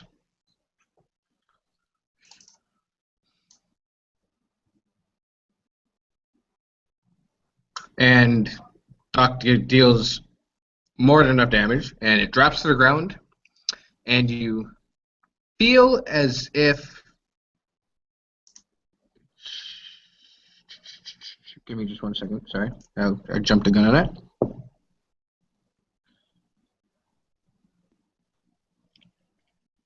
Okay. It drops to the ground and it kind of takes just a slumping form. And as soon as it hits the ground, you feel like you killed it. And when it animates itself back up, and it stands right back up. And it's standing there in front of you. It rolled very well. For it did. So, it's standing there in front of Thok again. Are you going to move out of the way so anybody else can do what they want, or are you going to be standing in the way again? I still want to bar its way through the door. What's the door? Shut the door. This is his house. Think about it. This thing is making me mad. I want to kill it. If he was to try to shut the door at this point, he would shut it into the room that you're in. Oh, it's out here now. I mean, well, it's even with the doorway, so if he was to reach through, shut the door, he'd be on this side of the door. Criminy. Can I kill it now? No. Chill out, little lady. Is that the end of your turn, Doc? Yep. Okay. Next comes up Milgie. I will swing at it with my great axe. And I doubt a 9's going to hit it. You hit it so hard it cleaves in half. With a 9? Are you going to argue with me about it? No. I'm just, my mouth's dropping open. Yeah, and it dies. It makes a nasty pool of black ichor everywhere, and it's covering your feet and your shoes, and it's just dead, cleaved in half. barring the door slightly because it's just kind of leaning over into the doorway itself, and the feet are right there in front of Sock. Okay. You are now out of combat. What do we see in the room that the zombie just came from? Again, there's a table. There's a book on the table. There's a couple of chairs next to that table. There's, that's about it. There's a table, and then to the far side of that is another door. Doc, step over it. Let's go. Let's go figure out what's going on here. You will have to move the carcass of the top half of the creature for the gnomes to be able to walk through. Can I like kick it along the ground without like bending down to touch it with my hands? You could certainly kick it. Yeah, you could kick it over. Shuffle kick it hard. Yeah, and just shuffle out of the way. It will just, as you kick it, it just kind of falls over and kind of spins around, hits the back of the wall that on the other side. And it's not in the way. Oh. But it is nasty, slippery, nasty gold. I mean, nasty little black ichor all over the place in the doorway and all over. A bunch of it's probably, just all over everything in that area. All right. I'll go over to the book and see if it's got a title. Can I say something to the when it's dead by now? I know it's dead. I'm saying you're dead. Good for you. And it doesn't respond to you because it's dead. So when you get over to where the book is, it looks to be probably a diary of some sort. It was talks about the fact that the family's maybe legacy a little bit, but many of the pages have faded, and there's not a ton legible. It's but what you can make out, it definitely talks about the fact of this being a very wealthy family, so on and so forth. It definitely seems to be like the history of this house and the family, but nothing that you're going to be able to ascertain from it that's going to give you any more information, unfortunately. All right. And like I said, on the other side of the room, there's a door. Yeah. Well, I'll head over to the others, see what they want to do. And share that information, I'm assuming. Is any dust on the table or Where everybody else is going? anything to say that it's been sitting here for a while or not? Has it been interrupted? So I'm trying to figure out. Has it been? Are there tons of? Is there a lot of dust? Absolutely, it looks like it's been there for quite some time. And nobody has sat in either of those extra seats. Those seats also have a lot of dust on them and look like they haven't been touched in a very long time. It doesn't look like there's anything important here. I mean, if you're saying the book just doesn't have much at all, I think we probably just need to go through the next door. All right. Well, so Albrecht, you knew the family that lived here. Could you tell by the robes that the thing was wearing if it was someone who used to live here? I don't know. The family is too old even for me to remember. All I know is the house itself is kind of a local legend in and of its own right. And basically just what the elder told us, that the family pretty much all either died or disappeared, and beyond that I really don't have anything. I didn't know them personally, if that's what you mean. For that, keeping the canon going and expand upon it, I'm going to give you 1 point of inspiration.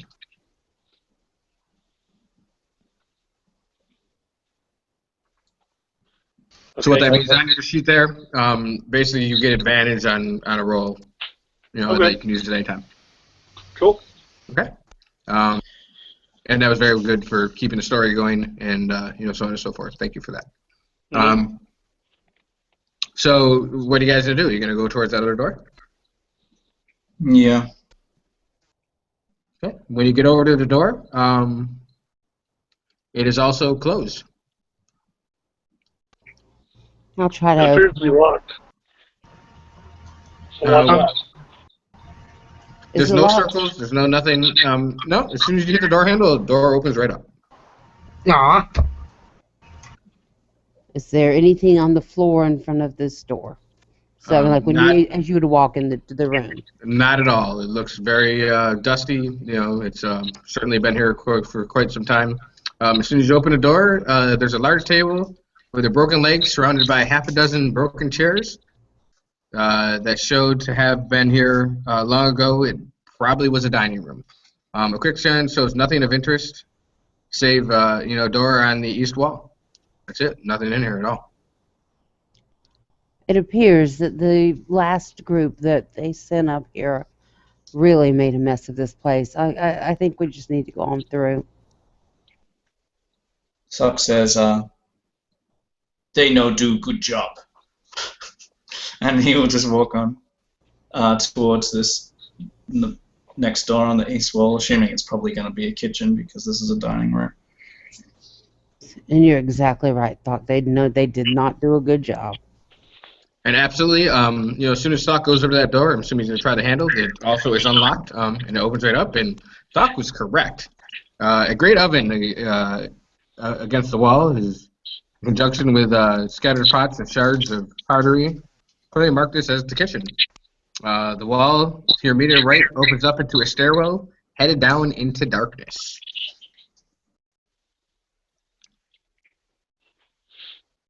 And again, there's not anything of use to you. There are some pots and pans, but they all look heavily corroded. They were probably left by the first group because they weren't worth anything. And you said headed down, right?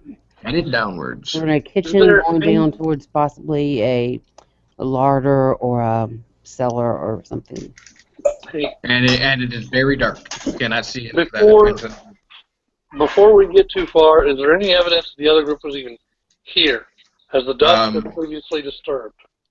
In the dining room and the kitchen is eerily empty. It's there's nothing in here. It looks as if probably what the other group took probably was a lot of the accoutrements from this room and the kitchen. Anything that would have been of worth.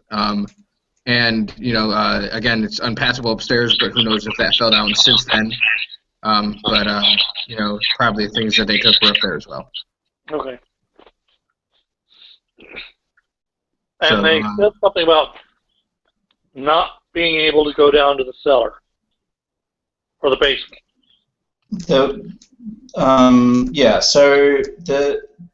the guy that we met at the start, he gave us only a little bit of information. This was Elder Tomlin. The information that he gave us was that last time that the manor or the house was unspoiled and they couldn't access the basement. Now, the information that we've gotten since then, there's been obviously another group in here at one time or another, before or after, we don't know, that have destroyed or reportedly destroyed a fiend and sealed it with a magic circle. So we don't know which order that happened, but we do know that the adventuring group couldn't access the basement, but the house was unspoiled. Now, the house is definitely spoiled since they've been here, and absolutely, clearly was. Mm-hmm. So something that's had clearly happened in between the time of when the elder knew and now. I mean, that's very good assertion. I'm going to give you a point of inspiration as well for that, there, Thok. Thank you. Well, Thok would say it in his own unique way, but I'm just right. Absolutely. But very good. So clearly, the only place that has yet to be seen, and probably wasn't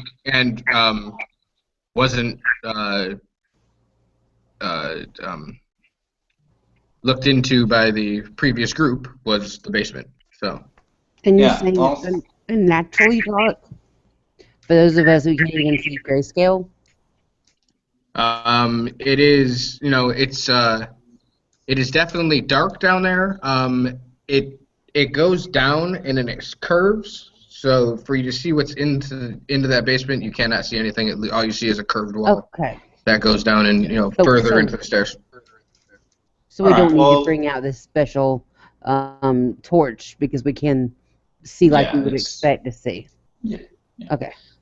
Thuck will keep his eyes on the ground and keep looking to the sides of this tunnel to make sure that there's no obvious circle that they might walk over, and he'll head down there. You do not see anything at this point. The stairs look very, very normal. There's just, there's stone walls going all the way down, and it just leads you down to what is probably the basement. Yeah. Are you all going to follow down there? I will follow, but looking at the stonework as I go. Okay. I'll follow wherever I will. And not needing to roll for that, Lisa, you do notice that it's well made. You know what I mean? This is probably the best preserved area of the home, because it was made from brick, and you look very proud of that. What your heritage would use as a building material is clearly the best. Well, then I will also say to my dwarven companions, it looks like some of our people have been here, worked on this. And you guys make your way down. Okay. I need you to tell me an order, please. Thuck first. Okay. Fox first. I'm second. Oh, so the little girl runs up through past the dwarf, who said that she was already second, and squeezes her way right into there, apparently. Little So- girl, are you sure you want to go in front of me? I think you might want to stand beside. Yeah! I mean, I don't care. I have a fucking dagger. Okay, so she is very interested in going down there, apparently. So Go your way. Yes. yeah, I will go and Zip will Behind- clear after Moby. okay, so then I'm assuming that puts Albrecht last. Yep, I'll bring up the rear. Okay. As you make your way down, the first person that sees anything down there is Thuck. And what you see is, as you step down into the basement, the stale air combines with the stench of rotting flesh to assail your nostrils. Your skin bristles at the cool dampness in the air. At the bottom of the stairs, an aged shoot of plate mail stands on display. The decaying corpse of a rat lying across the edge of a magic circle immediately catches your eye. Looking beyond the rat, the body of a red-scaled humanoid lies within the circle. One of the horns sprouting up from its head lies broken next to the body. Boxes and crates of food, some relatively fresh, others long spoiled, lie against the walls. Okay. I say, stop fighting circle and this feed to in circle. And as you guys make your way down, Ken is making us a beautiful drawing as we speak right this moment. As you see there, on the bottom part of his drawing, that's where all the food is, so on and so forth. The wonderful stick figure, broken horned fiend is It's in a the rabbit, middle. isn't it? And the circle goes all the way around, and as I said, there is a rat that has broken the circle. Oh, god dang it, rat. You Or- saying a rat that's broken loose from the circle, or what was it you're Oh no, it's laying across the laying the across the circle?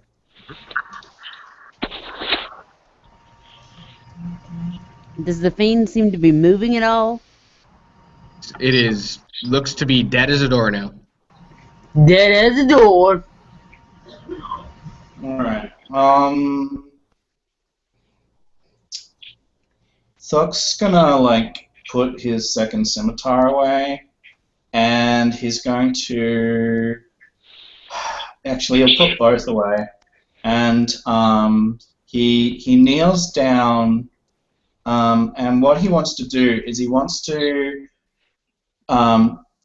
he'll grab a piece of his tunic and he'll like cover his hands with it, but he wants to try and lift the rat like without dragging it. He wants to lift it straight up. It's already broken the circle. It doesn't matter. Well, he doesn't know that, so that's what he's doing.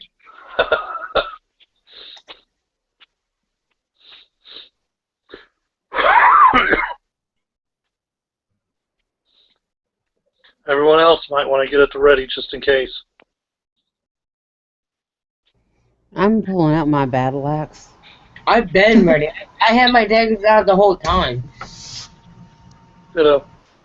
So, hey Ken, do you still have that vocal processing thing that we used the first time we did this? Wait, are you asking him to use his voice? No, I guess I'll do it instead. So, in a very No, demonic voice, You hold really on, want him? Sorry. hold on. In a very demonic voice, you hear, "So you ignorant fools have returned to finish the job. You are too late. My mind has escaped the circle, and my body will soon follow. No matter this form, it shall suffice to kill you." And roll initiative. Great. He's going to try to kill us with a dire rat. Hey! That's actually a good one for once.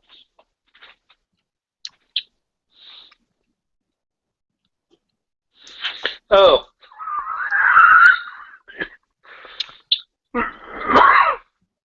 Okay.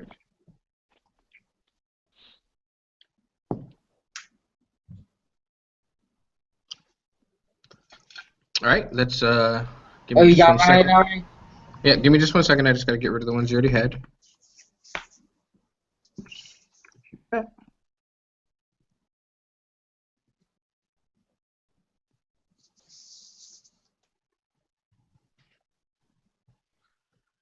Come on. All right. Yeah. Okay. So starting with Zook, what's your number there, bud? Another high one with a 6. Yeah. Hey. And Albert.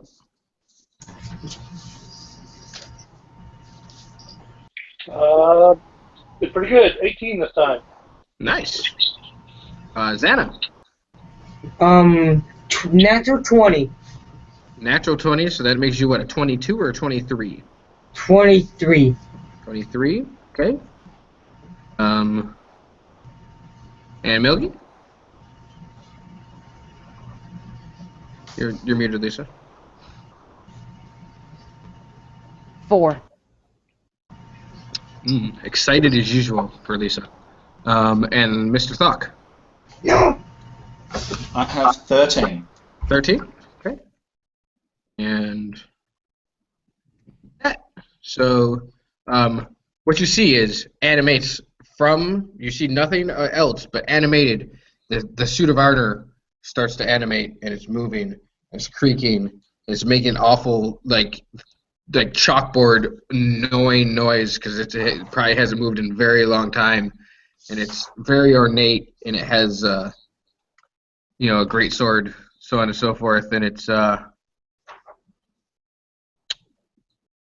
going to go first. So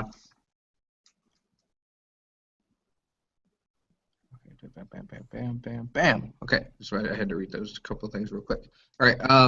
So first thing it's to do, Thok is clearly the closest to it because he was the first one in. It's going to move right up to where he is, and it's going to take a swing right at him. And I'm assuming a 19 hits. Oh yeah. Okay. And that's going to be for 4 bludgeoning damage. Okay. All right. And it makes 2 attacks every round, so we're going to go again. It's going to do kind of a fancy move, and the second person in line was that little girl, and it's going to take a swing at her as well. And misses badly because she's so short. And it is now, let me get my list, that little girl's turn.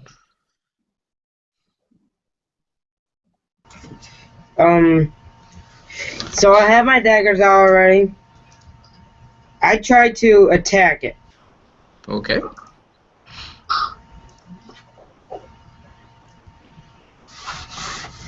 Give me 1 second. Mm-hmm. And, oh, wait. 7, 12? Yeah, you miss. Dang it! It's a no! Yeah, it just creaks a little closer to you, and looks at you, kind of bends down, looks at you, and kind of shakes his head, stands back up, bracing for the next hit. And that next. Fuck! Kill this thing! Okay. Does he hear that? Pretty sure I hear that. Yeah, clearly he has ears. All right. Up next would be the man who just joined us once again, Ulrich. Hey, hi. Hey, what's up, Jason? Real quick, I have a couple of questions again. Because it's been a minute since I looked at these. What was Divine Favor again? Okay, Divine Favor is, we can give that to you here just real quick. Give me a sec.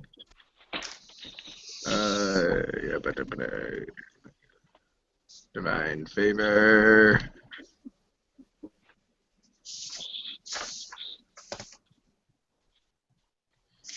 Divine Favor is a bonus action. You cast it upon yourself. It concentrates for up to 1 minute, and your prayer empowers you with divine radiance. Until the spell ends, your weapon attacks deal 1 extra d4 radiant damage per hit. Awesome sauce. That's what I'm doing. Okay, you can use your bonus action at the beginning of your turn. That would be fine. And you know that you cast a spell. You have to concentrate. You won't be able to cast another spell that involves concentration unless you were to bring this one down. Right. So, yep. So you get an extra d4 for every hit. So go ahead and take a swing if you'd like to do it. Awesome. My tempers. Well, that sucks.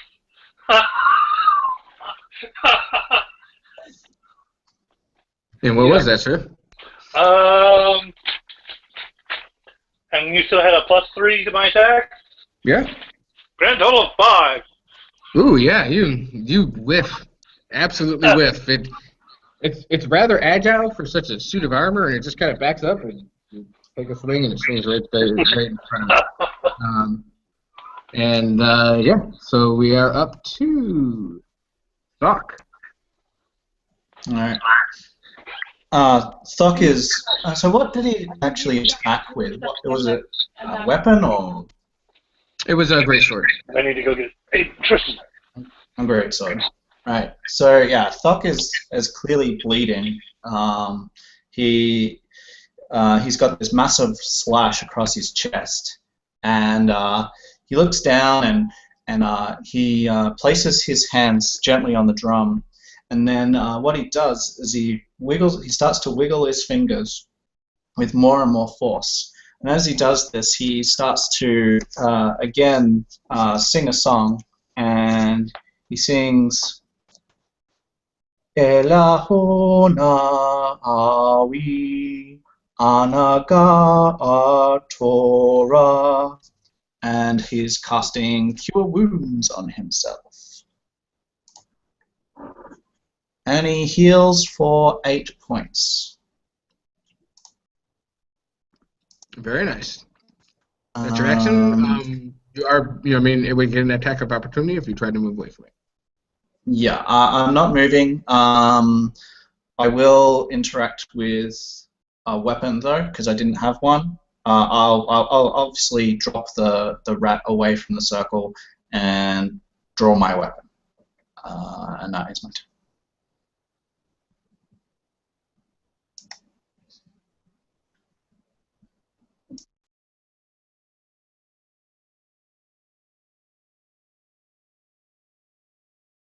Okay, I just got a message from Jason. He's got to step away for a moment, so we'll just pass him over if need be. We'll go from there.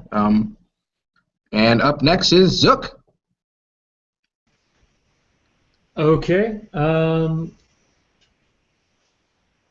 How far away is the armor from Zook right now? There's 2 people in the way? At this point, you would be the last person, because Albrecht went around you to go over to attack it. So you'd probably be, I don't know, 10 feet away. You're still on the stairs, per se. Okay. As long as I'm a little bit away, I'll go ahead and cast Ray of Frost as a cantrip. Awesome. So that is...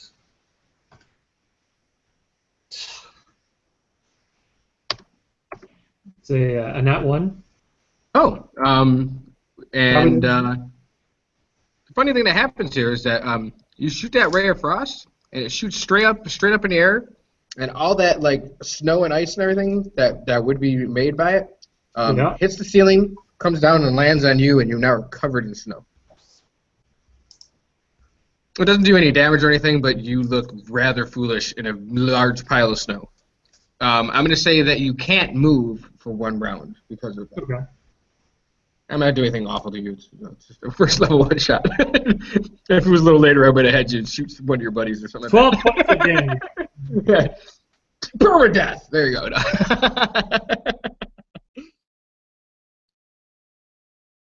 Okay, so and last but not least is Milgy. I'm going to see. Do I have to step up to it? How far am I from it? Oh, you're within your movement by by noise.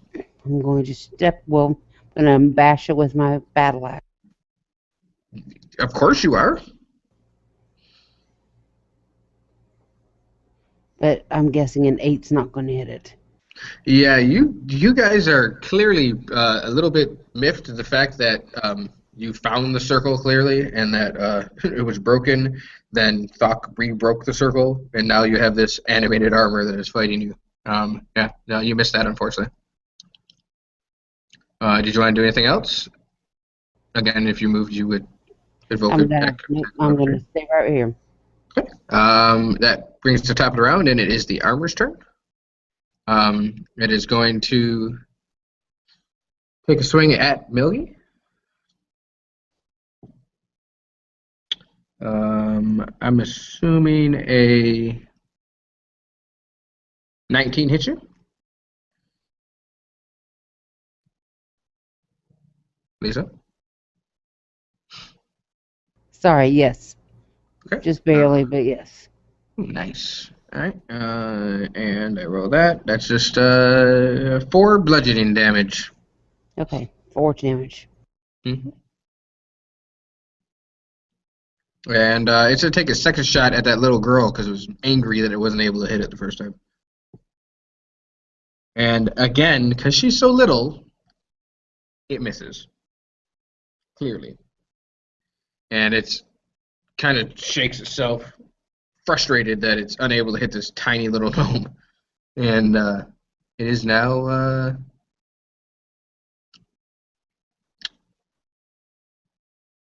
Xana's turn.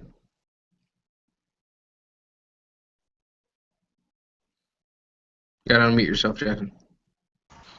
Oh, okay. I didn't know. Go ahead. So am I still near it? Yeah, you guys have basically kind of between you, Thok, and Milgy and Albrecht have pretty much surrounded it and are just trying to basha, and it doesn't seem to be working very well at this moment. Did I switch one of my hands to my dagger? Okay. Or does that take a turn? Didn't you already have a dagger out? No, I had my two shorts out. Why? But Jackson, they do more damage. Why don't you just swing with the short swords, buddy? Okay, I thought. Okay. Yeah, go ahead and swing. Ah! Yeah, unfortunately you miss on that, bud. No. She doesn't. She just freaks the freak out. Yeah, she just gets all set. Yeah, no, I can imagine. It's that's what the gnomish rage makes them freak out like that after they've been. I know what that's like. I just missed. So would you like to move or anything like that? Again, if you move. You want to hit him in the nuts? Oh, well, I don't think it has nuts, seeing that it animated itself. But thank you for that. Anything else, buddy? Nope. Okay. And so we move on to Jason. Are you back? I'm here. I'm going to be traveling, so I don't have my dice or anything, but I'm here. Okay, I can have somebody roll for you. That's, if you don't mind. Please, somebody else roll for me. I'm doing horribly tonight. Why don't we have one of the people with Dice Stream do it so that he can see the roll? But yeah, it's fine. Are you just gonna take a swing at it, or what are you gonna do? Now I'm assuming. Yeah, you're right up in his face because you gave yourself the divine, and then swing at it. So, are you gonna take another swing there, Jason? Yeah, sure. Okay. I got him. So, will somebody please roll for him? That'd be great. He got a. Oh, you got a 2. That's wonderful for you. Jackson's algorithm is really bad right now. Oh! Because the last 2 rolls have been a 2 and a 3. So, lovely. One of them I got really lucky, I think. Yeah, I think so too, sir. So that's the end of your turn there, Jason, I'm assuming? Ah! Yeah, no biggie. Hey, don't sweat it. It happens. Yeah, that's all right. I mean, we don't control that. So, up next would be Fuck. Thuck thinks it's going to be very difficult to hurt this full suit of armor. So he looks at it, and I'm wondering whether you would roll intimidation to be a bonus action or a full action. I will let you use that as your bonus and your move action, so you can still take a regular action this time. Is that okay with you? Okay, sure. Okay. I would just ask. So what he's going to do is he's going to thump his scimitar butt into the onto the drum and make a big thundering sound with it, which sort of, because he's a bard, sort of echoes more than it would normally.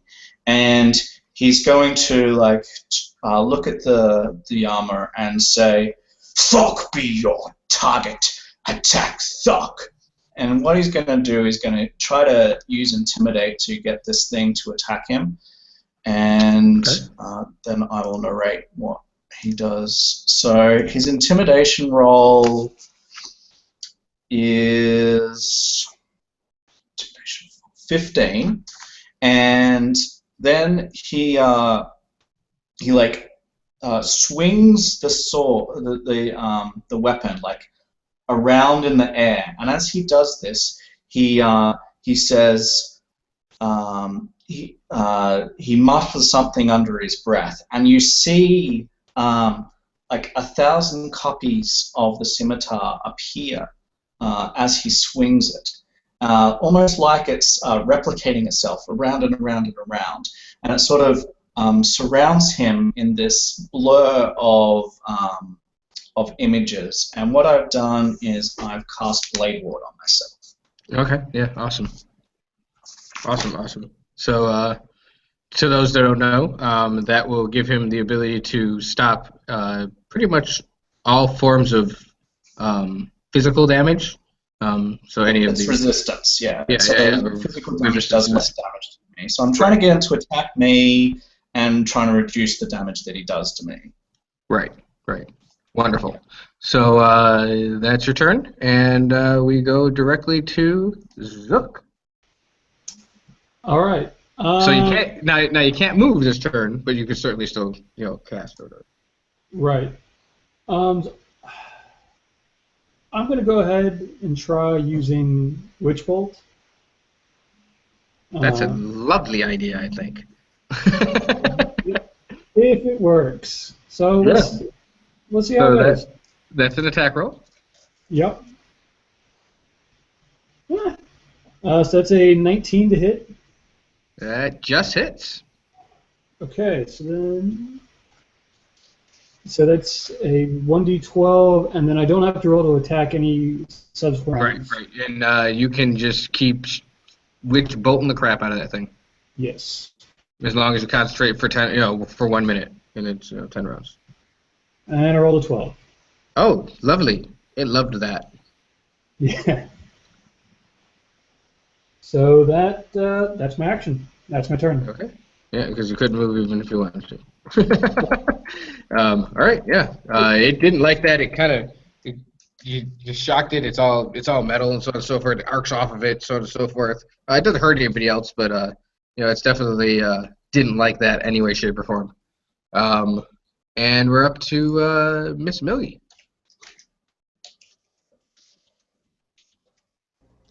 We'll attempt this battle axe thing again. Okey And dokey. I'm guessing that's a 20, I think. Make sure It I'm is, not or do dead, you guys. think? I'm looking to make sure I'm not. Oh, it's okay. I'm looking to make sure I'm not back in with my own Eldritch Blast. Yet I got a 5, so it's 20. Okay. Yeah. That hits.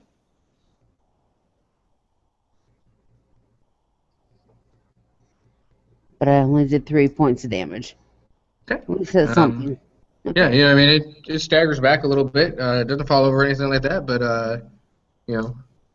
unfortunately, it obviously doesn't have any physical form, but, it definitely, it's not liking all this damage it's taken in its round. And it is now its turn, and it's going to take a swing as it needs to, because I feel that your intimidation was good. It's going to take a couple swings there at Mr. Thok. And that is a nat 20 for the first swing. I'm going to do them both just so we can go a little faster. And the second one is a 7 plus an 11. But the first one is a critical hit. And we'll go from there. So I'm going to run like Ken does. We are going to roll the dice twice because that's the way Ken likes to do it, and this is his game. So it is a 1 for the first one. It is a 3 for the second, so that's 4 plus the 2, so that is 6 points of damage because of your resistance that halves it. Isn't that correct? Yes. Okay, so you take 3 points of damage. 3. Mm-hmm. Yes. It rolled awful for its critical hit.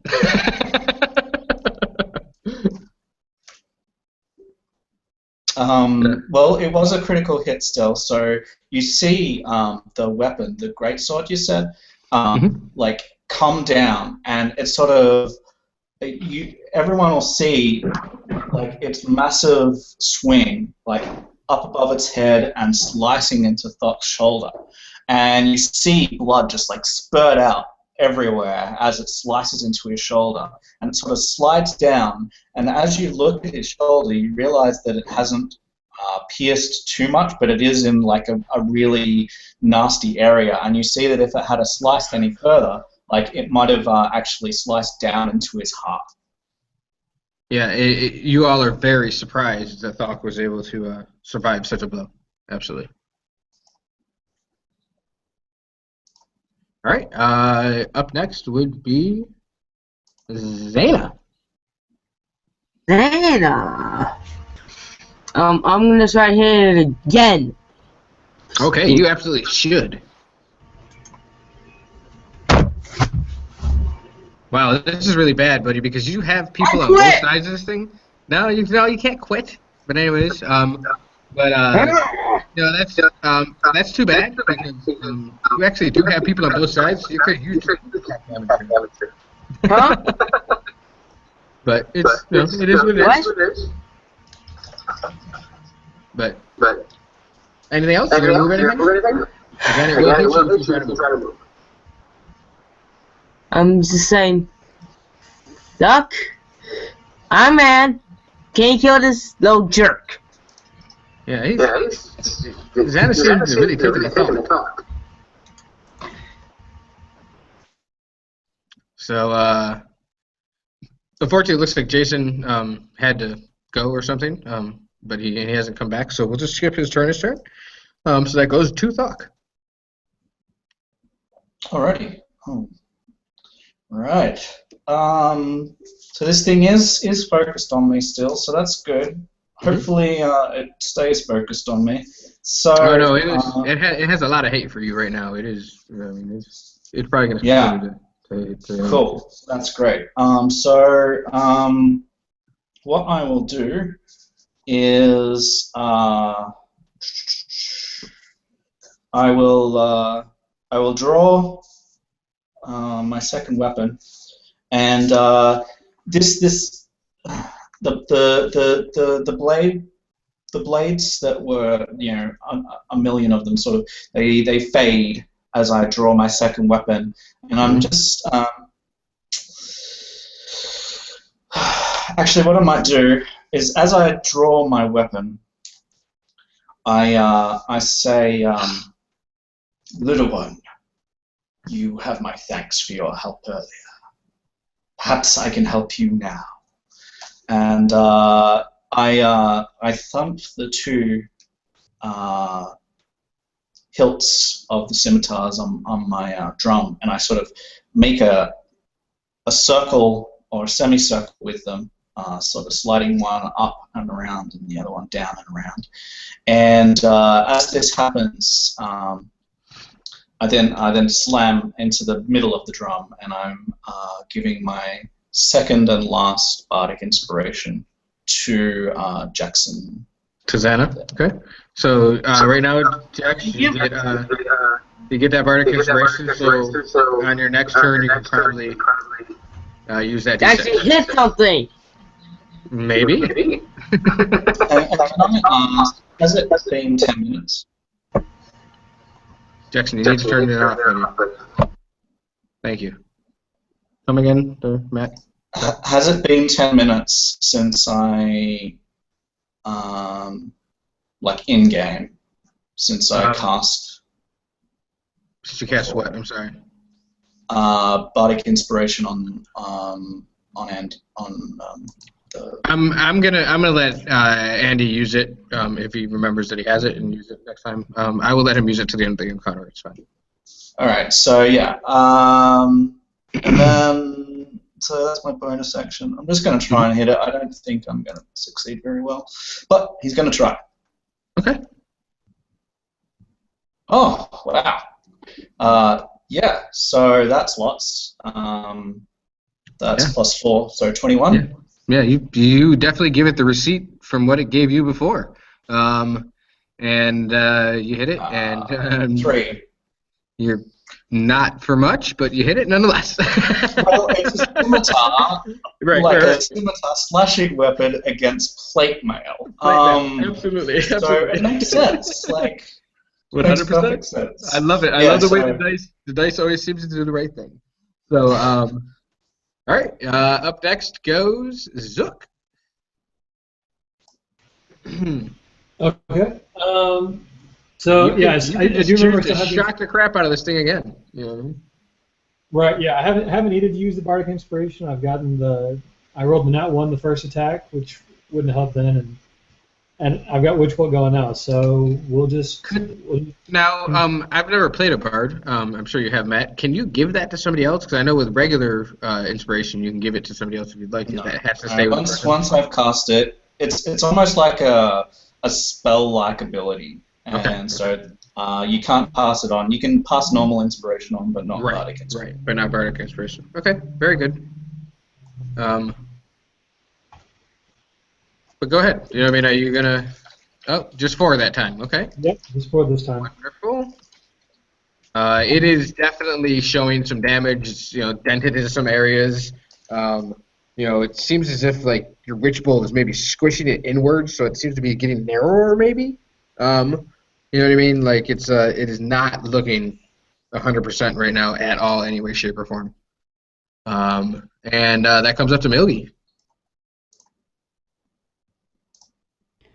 I will attempt to knock its head off with my battle axe. That's what's up. There you go. Here. Go there. Can't remember if you can see it. Will it show all of them? So it shows the last one I finally hit the dadgum thing. I love it. 17. You See, look at all those, did hit. pitiful things before. Yeah, they're all awful rolls for that. That's awesome, but that is not one. That's yeah. Okay. What is you? Yeah, because it's as you guys would know, I said it barely hit at 19, so it has 18. Yeah, with 17 plus, you have at least a plus 1. 5. So you're right. And that's 5 damage. No, that's 3 damage, of course. I finally rolled to hit it and roll. Pitiful damage. You put a good gash right across the front of it, and the armor does split a little bit, and there is absolutely nothing in the middle of this thing. It just looks like an open piece of armor at this point. Jeez. And it comes to the top of your order again, and it is its turn. So it's still for the first hit going to swing at Sock. So here we go with that. That is a 14 plus 4, 18. Yep. Okay. And that is 5 plus 2, 7 points of damage, sir. Very sorry. He changes his target. He is insistent upon hitting that little girl. So Stop hitting me! But he hasn't hit you yet. So he's swinging at you. He's not gonna hit me ever. I'm going to think with a 17 that's going to happen. Freak!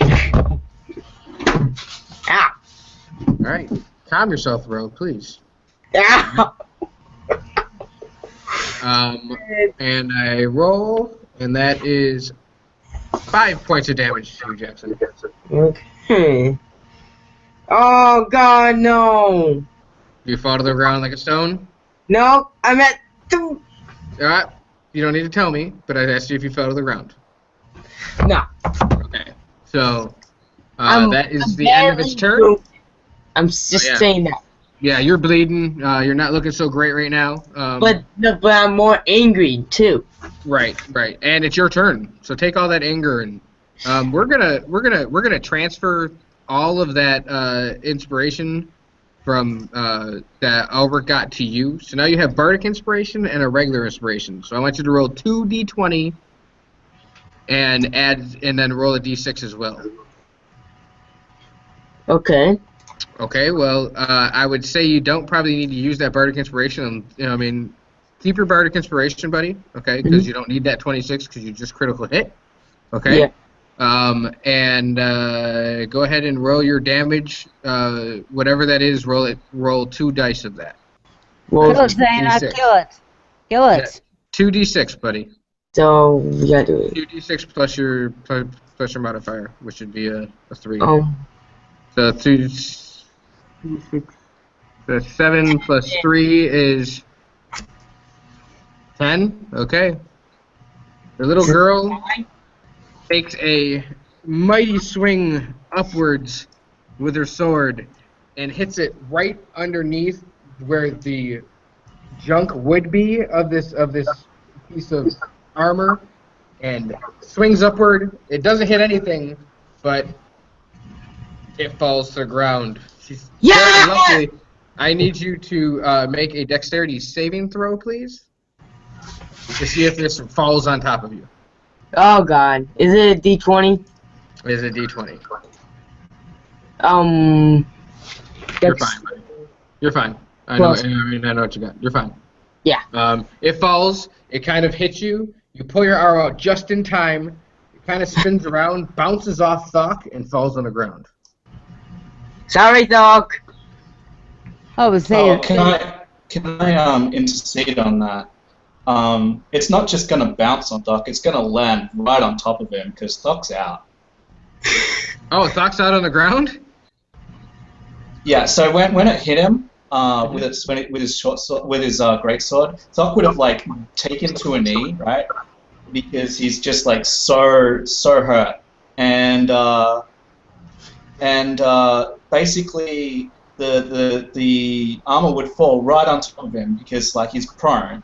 But fortunately, Thok is a half orc, so he's at 1 hit point instead of 0. So he's like struggling, pinned underneath this thing, and he's like, I want it to fall on him because that's awesome.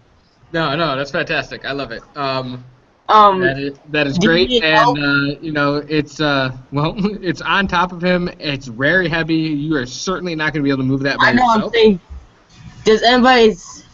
Who's really strong right here, right now? All right. I could the do first that thing, for you. the first thing that I would think is you're definitely going to want to make sure nothing else in this room is going to do anything to you guys. I'm not trying to tell you how to play. Thok can't help you at this point because the armor is on top of him. I'm pinned. At this point, Andy, you are able to move. Obviously, you can move around the room. Nothing else seems to be happening. Nothing talks to you again. The fiend in the middle of the room doesn't move. They're dead. Nothing reanimates. You could look about the room, so on and so forth. Are there any but doorways or anything? Where's Andy? Wait, no, wait. Where's Zook? Zook's behind you. Oh, Zook! Yep. What can I do for you? I actually got to kill something today. It was amazing. It was great. It might be on top of Thok. So I think between the three of you, you certainly would be able to roll that off of. Yeah, but off of Thok. Remember? When you roll it off, there is kind of a pit, in between where the circle was, so on and so forth. When you roll it off, it falls into the pit, and it breaks its circle again, but nothing happens. Oh, thank God. You guys certainly feel as if you've figured out what's going on here. You have rid the fiend of any of its power, and it seems that it has gone back to the Underdark, probably whence it came. That at this point, you guys could check the rest of the house. Again, you're not able to access the top floor any way, shape, or form. The stairs are broken so badly that you wouldn't be able to do that. But if you wanted to look around this room, you absolutely have the opportunity to, or look around the rest of the house if you'd like to. I'm asking everybody right here, right now. How does Santana look? Zana. No, I'm asking in the party. Doesn't Xana look pretty bloody? Xana's. You said you're at 3 hit points, right, Jackson? Yeah, 3. She's looking pretty bad, but she's probably pretty stoked at the fact she just killed this. But Xana looks bad. We're still making heal right now. And Thok is pretty bad. Yeah, I mean, the two of you are looking worse for wear. Very bad. Zook doesn't look as bad, right? No, he's not bad.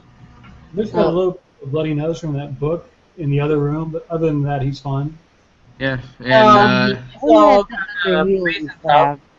Okay, so I could go on to this great ending to all this, but there's a little boy in this room that needs to go to bed and go to school tomorrow. Okay. Well, there's 2 healing salves. We can get them back up. So it's yeah, you could say that you put the healing salves on each Jackson and Matt's character. That would give you the amount of your hit points. It is a full heal every time, so you could have used those, but it wasn't necessary. You certainly went back to the town. They gave you what you wanted. You got your. I'm going to make a joke to see if anybody knows. You get your 5 gold in a party per se. I know that. Wow. No, you did. Train's great joke. 5 gold and a party. 5 gold and a party. No. So, No, it's, my God, Daddy. The town is absolutely thankful. They say because you did such a good job, young lady, and we heard that you actually killed the fiend and banished it away. You can keep that knife. They tell you. It almost killed me. Well, but it did not, the Yeah. elder says. And that is the wonderful part of this. It hands you a nice, huge to you, like it's a normal human-sized mug, but a huge mug that, of nice frothyality, and says, "Drink up, little lady, you deserve it." Okay. And with that, like I said, I could elaborate crazily on that, and I'm sure other people will. But that is what it is, guys. You did a great job. You really did. I'm really happy with the way that turned out. I didn't break anything too bad, I don't think. Is Ken there still? And Mr. Carl just messaged, and he was very, very, very happy to said, "Nice job heading, I don't know, heading, whatever that means, cats." But Carl, here, we'll do this. I don't mind if you jump in here at this point. Come on in here, Carl, if you want to, buddy. So, Jackson, if you would like to say goodbye and thank you to all of our new friends. You did fantastic tonight, but I'm going to pull Dad card here, and I would like for you to go away and go to bed, sir. I'm very sorry. I want to say hi to Carl first. Well, let's see if he jumps in and. What? Much longer. We just got done. You need to get to bed. You gotta get up for the bus. Okay. Wait, who just said that, Jackson? My mom. No, who said that before your mom? Yeah, this guy right here. Go away, Jackson. Go away, Jackson Mason. I'm sorry, you might not be able to see Carl. We'll let you maybe jump in a game some other time and say hello to him on a regular Tuesday, okay? Yeah. It was. Oh, wait. Oh, no. Oh, no, there he is. You might not be able to see Carl. Nice job herding. Nice job herding cats. There you Herding go. cats. Herding cats. Love it. There he is. There's that Huckabus you wanted to see so bad, Jackson. There you go. Hey, kid. All right, buddy. We love you very much. Well, I love you very much. I can't feel my butt. Yeah, well, go lay on your back, and then you won't have to feel your butt. You have yourself a great evening. Thank you for playing with us, buddy. Thank you have a you, good night. Jackson. Thank you. Yeah, if you need Skull Crusher or her, I can play it for either one. Yeah, no, it wouldn't be her. We can maybe introduce Skullcrusher in here again sometime, but it'll be great. All right. No, Good night, buddy. In the Thanks for playing. Bye now. All right, Bye, guys. Jackson. That was great. No, we did a really good job. Sorry, it's just getting past his bedtime. I really had to get rid of him. It went a little later than I wanted, so that's the only reason why I ushered him away so quickly. But We started I later, think. though. Yeah, it took a little longer than we expected to get started, but very glad to have Matt come in. Absolutely, thank you for coming in at that last minute notice, buddy. At this point, I'm gonna hand it back over to Ken and let him get his feedback that he likes, or that maybe he doesn't. Before I do that, I'm going to leave it in your hands. You said you had wanted to request feedback. Yeah, I certainly would love some feedback on what you guys thought of, my ability to do this. So I'll leave the floor to you guys at this point. I thought you did a good job. I think that there were a couple of unnecessary repeats of things that were obvious, but besides that, you kept the story going, and I think that's something I'll get better at as I do it more. Yeah, it's like I'm not complaining by any stretch of the imagination. It's just a constructive thing. I tend to do the same thing as well, like just repeat things a little bit. But other than that, it was fun. And you ruled well. You didn't break anything or or whatever. And I didn't kill anybody, which is kind of nice. Yeah, you nearly did, but that's all good. Yeah, good thing you were a half orc, or I would have. No, thank you for running the game. I'm trying to think of constructive things other than that, but I think it's just confidence and like practice, really. Absolutely. But it was good. Thank you. Yeah, thank you. And again, thank you for joining in at short notice. It's awesome, bro. Thank you for that. I really appreciate That's right. I will have to get going, but thanks, Ken, as well for. Do you have anything? Do you have anything for Ken before you go? I don't know how much of it was Ken and how much of it was you, so it's a little hard for me to tell. Right. If with Ken's permission, I would certainly, send you the file if it's all right, so you can see what the module looks like, or do you want to clean it up before you do that type of thing, Ken? Oh, that's either way. Okay. You know what I mean? I'll share that with you maybe on Friday. Anytime. I can probably just message Ken, but from what it was, it seemed to be balanced and it seemed to be interesting, and there's a bit of mystery, there's a bit of stuff. So other than that, I don't have anything negative really to say. It was mostly good. So obviously I can tell more from the source, but. I'll tell you what. You could obviously tell when I was reading something. You know what I mean? So there were some of those, as the base, as you stepped down the basement, that was something that he had written out. But any of the interaction in between all that was, off the dome piece. So, right off my head. So, if there's things didn't seem like they coalesced, it's because that was me. Absolutely. All right. Well, I'll think about it some more and get back to you if there's anything I can think about. Otherwise, it was great. So thank you, and I'll head out if that's okay. Great. Yeah, absolutely, buddy. Thank you so much for coming and playing with us, and I will. I'm sure I'll talk to you later this week, but I'll see you on Friday. Have a good I'll be around. Afternoon. Thank you. Have a good afternoon. Nice to meet everyone and play with everyone. Thank you. You too. You too. All right. Bye-bye. Bye. That was really awesome to jump in like that. That was really nice of him. Andy, so, what do you got for us? Yeah. What'd you think of my first trial run? I don't know. I thought you did good. I couldn't tell. So at first, I kind of wanted to ask about every single little thing, just because I wasn't sure how much of a mystery it was and how much the smaller things were going to come back and turn out to be major plot pieces down the road. Right. So I kind of wanted to ask about everything. I thought you did a good job of kind of keeping me from doing that without. And that was on purpose, certainly. Yeah, You know what I mean? It was. One shots tend to be very linear.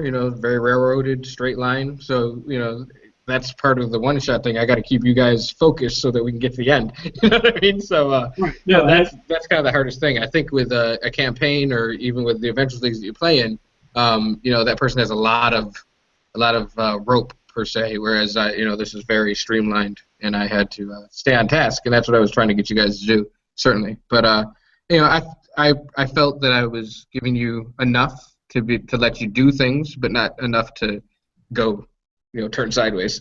You know what I mean? You're and that's what I was saying. Is I thought you did a good job of not squashing that sort of creativity or curiosity, but still keeping everything moving along. Okay, what about you, Miss Lisa? I think you did a great job. I saw, it's probably one of the biggest compliments I can give you.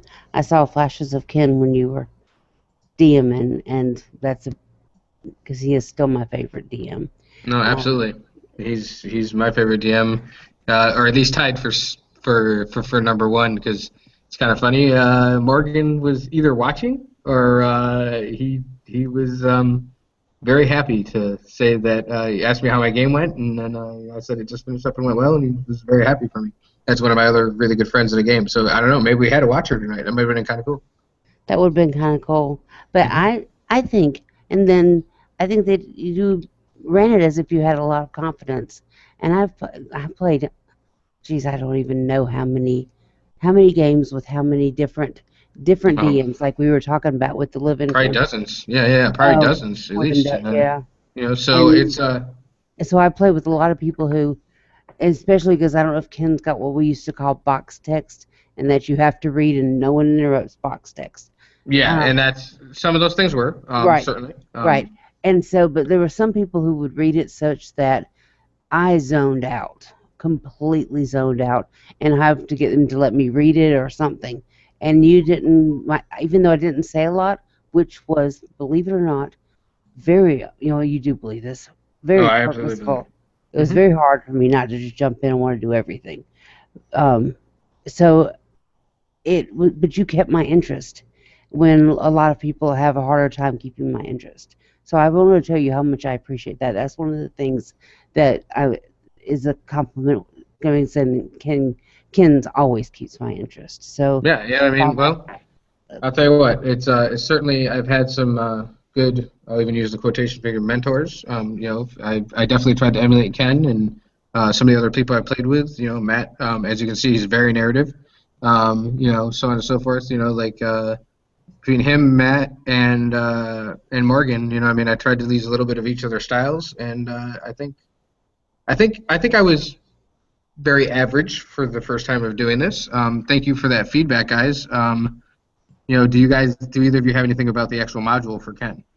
I do. One more thing about your DM, and you may have pulled from different people, but having played with you, you actually were very much you, as well, and that I like, because as much as I love playing with Ken, I don't always want it to be, if I'm going to play with somebody else DMing, I don't want to play with Ken if that's the same thing. So it's very nice to have you be you as well, and not lose yourself.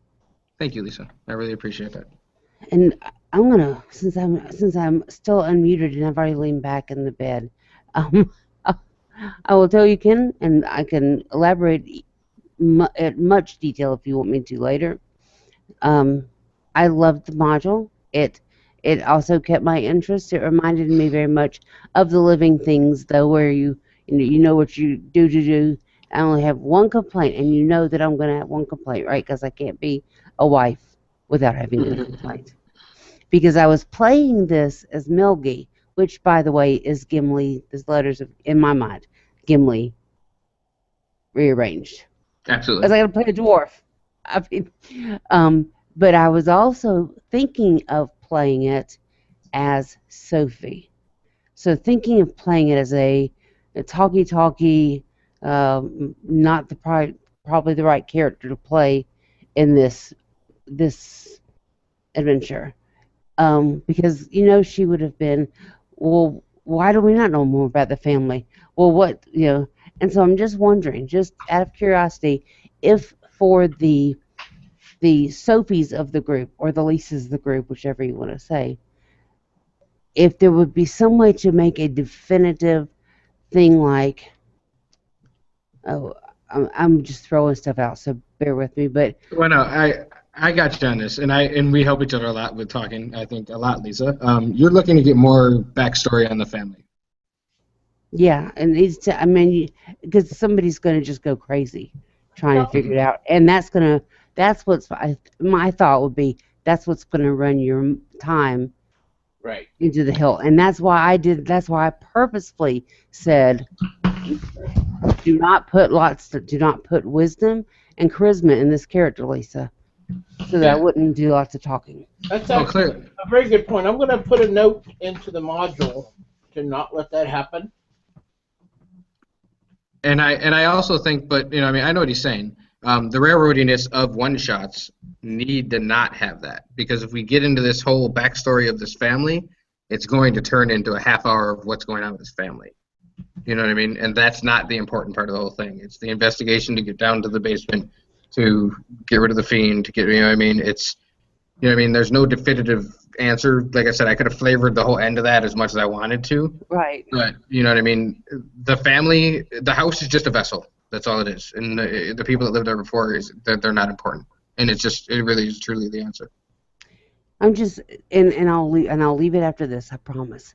I'm wondering if you could do something like, say, the house was inhabited, There's only a man who lived there, and we have no idea what's happened to him. Could that have been the fiend? I mean, not the fiend, the zombie? Maybe so. Maybe so. And that would have been like quick and fast, and you would have been done with it. What about this? What if I put something in about deferring? Just kind of. I'll put a little more information on the family in there so that it's not completely wasted on the role player's part. But what I'll do is I'll put a little summary at the end that recaps the story, just after the adventure's over. So I'll just go ahead and tell you guys this if you'd like. So basically, the whatever happened to the family happened, a while back, and the house has been was taken over by cultist types, and a cultist, and that's actually the guy that you found in the upstairs library. That is the zombie. Okay. So what happened was he was working on summoning this infernal creature, and he set up the ritual, and then the other party came along, took him out, and that's some feedback for you, Corey. There were a couple of things you did that made your life harder. Just FYI. Oh yeah, I'm sure. You know what I mean, and I know that I added too much a little bit. You know what I mean? It was the part about they never got in the basement that kind of didn't make a lot of sense there, but yeah. Right, and it just popped in my head, and I don't know. So he managed to summon the thing, but the party got there in time to take him out and then to deal with it as best they could. And you guys weren't as curious about this as the other parties have been, but the first room you went into where things were flying at you, that was basically the spirit of the zombie guy, and there's nothing you could do about that. That's why nobody could tell what it was or anything, because it wasn't something that people have seen very much. So basically, the zombie guy spirit got freed, and it was a poltergeist, in basically a poltergeist. And then the only way to deal with that is to kill the zombie and release the spirit. So had you saw the zombie, close the door, and went on, then the stuff would keep attacking you in the main room there. Right, and it would have it would have been as many rounds as people, so you guys would have been getting hit with things for 5 rounds before then the poltergeist would have sprung the door back open, and then the zombie probably would have came out, or you guys would have went in. Yeah. But having aggressive Matt and Thok, so on and so forth, he went over and opened the door, so that I didn't have to do that. So I wish the one that we played with, it was Carl and I. We went in the room. So we fought the zombie further in that room. And did we close the door? I don't remember if we closed the door or not. But Guthrak died in there. We brought him back, but he died the first time. Guthrak died? Yeah, against the zombie, yeah. I'll be picking on him about that. That's so Guthrak. It is so Guthrak. Oh, have you seen some of this? Yeah, I've seen the last couple of weeks. Oh, that's awesome. It's so awesome you said that. I'm so happy. That is awesome that you said that. Yeah, that is so awesome. It's Ken, I can't say thank you enough. Thank you for putting that fire into my butt. It's not as scary as I thought it was going to be, per se. And like you said, just let it be you and push the story along and follow the module, and it's not as hard as it seems. You know what I mean? I definitely feel as if I can do this. Definitely with my own prep and very good, some good story writing, I think I could do this job. What do you think, Ken? You being very seasoned in this, and Carl as well, because I know you DM a lot. Yeah, definitely. I think, to be quite honest, most people could do it. I don't think that's an insult, but it's just a matter of getting on it and trying it a time or two, and you'll either find your rhythm or you don't. And I think you've certainly started to find your rhythm already. So I think, yeah, I think that's definitely something you should do. There's no reason you shouldn't be able to do this. Okay, cool, man. Well, thank you for the vote of confidence on that. Hey, Carl, how much did you get to hear of this? I tuned in at the last. Well, I was listening when I was in the grocery store, but I wouldn't call that active listening. I didn't really start paying close attention until you guys got into the house. Into the house? Okay. Yeah. So I missed a whole lot of the early stuff. Hang on a second, guys. I just want to say thanks to everybody who might be watching this later. Thanks for listening to us hash things out afterwards. I'm going to stop the broadcast now and have a good night. Wait, say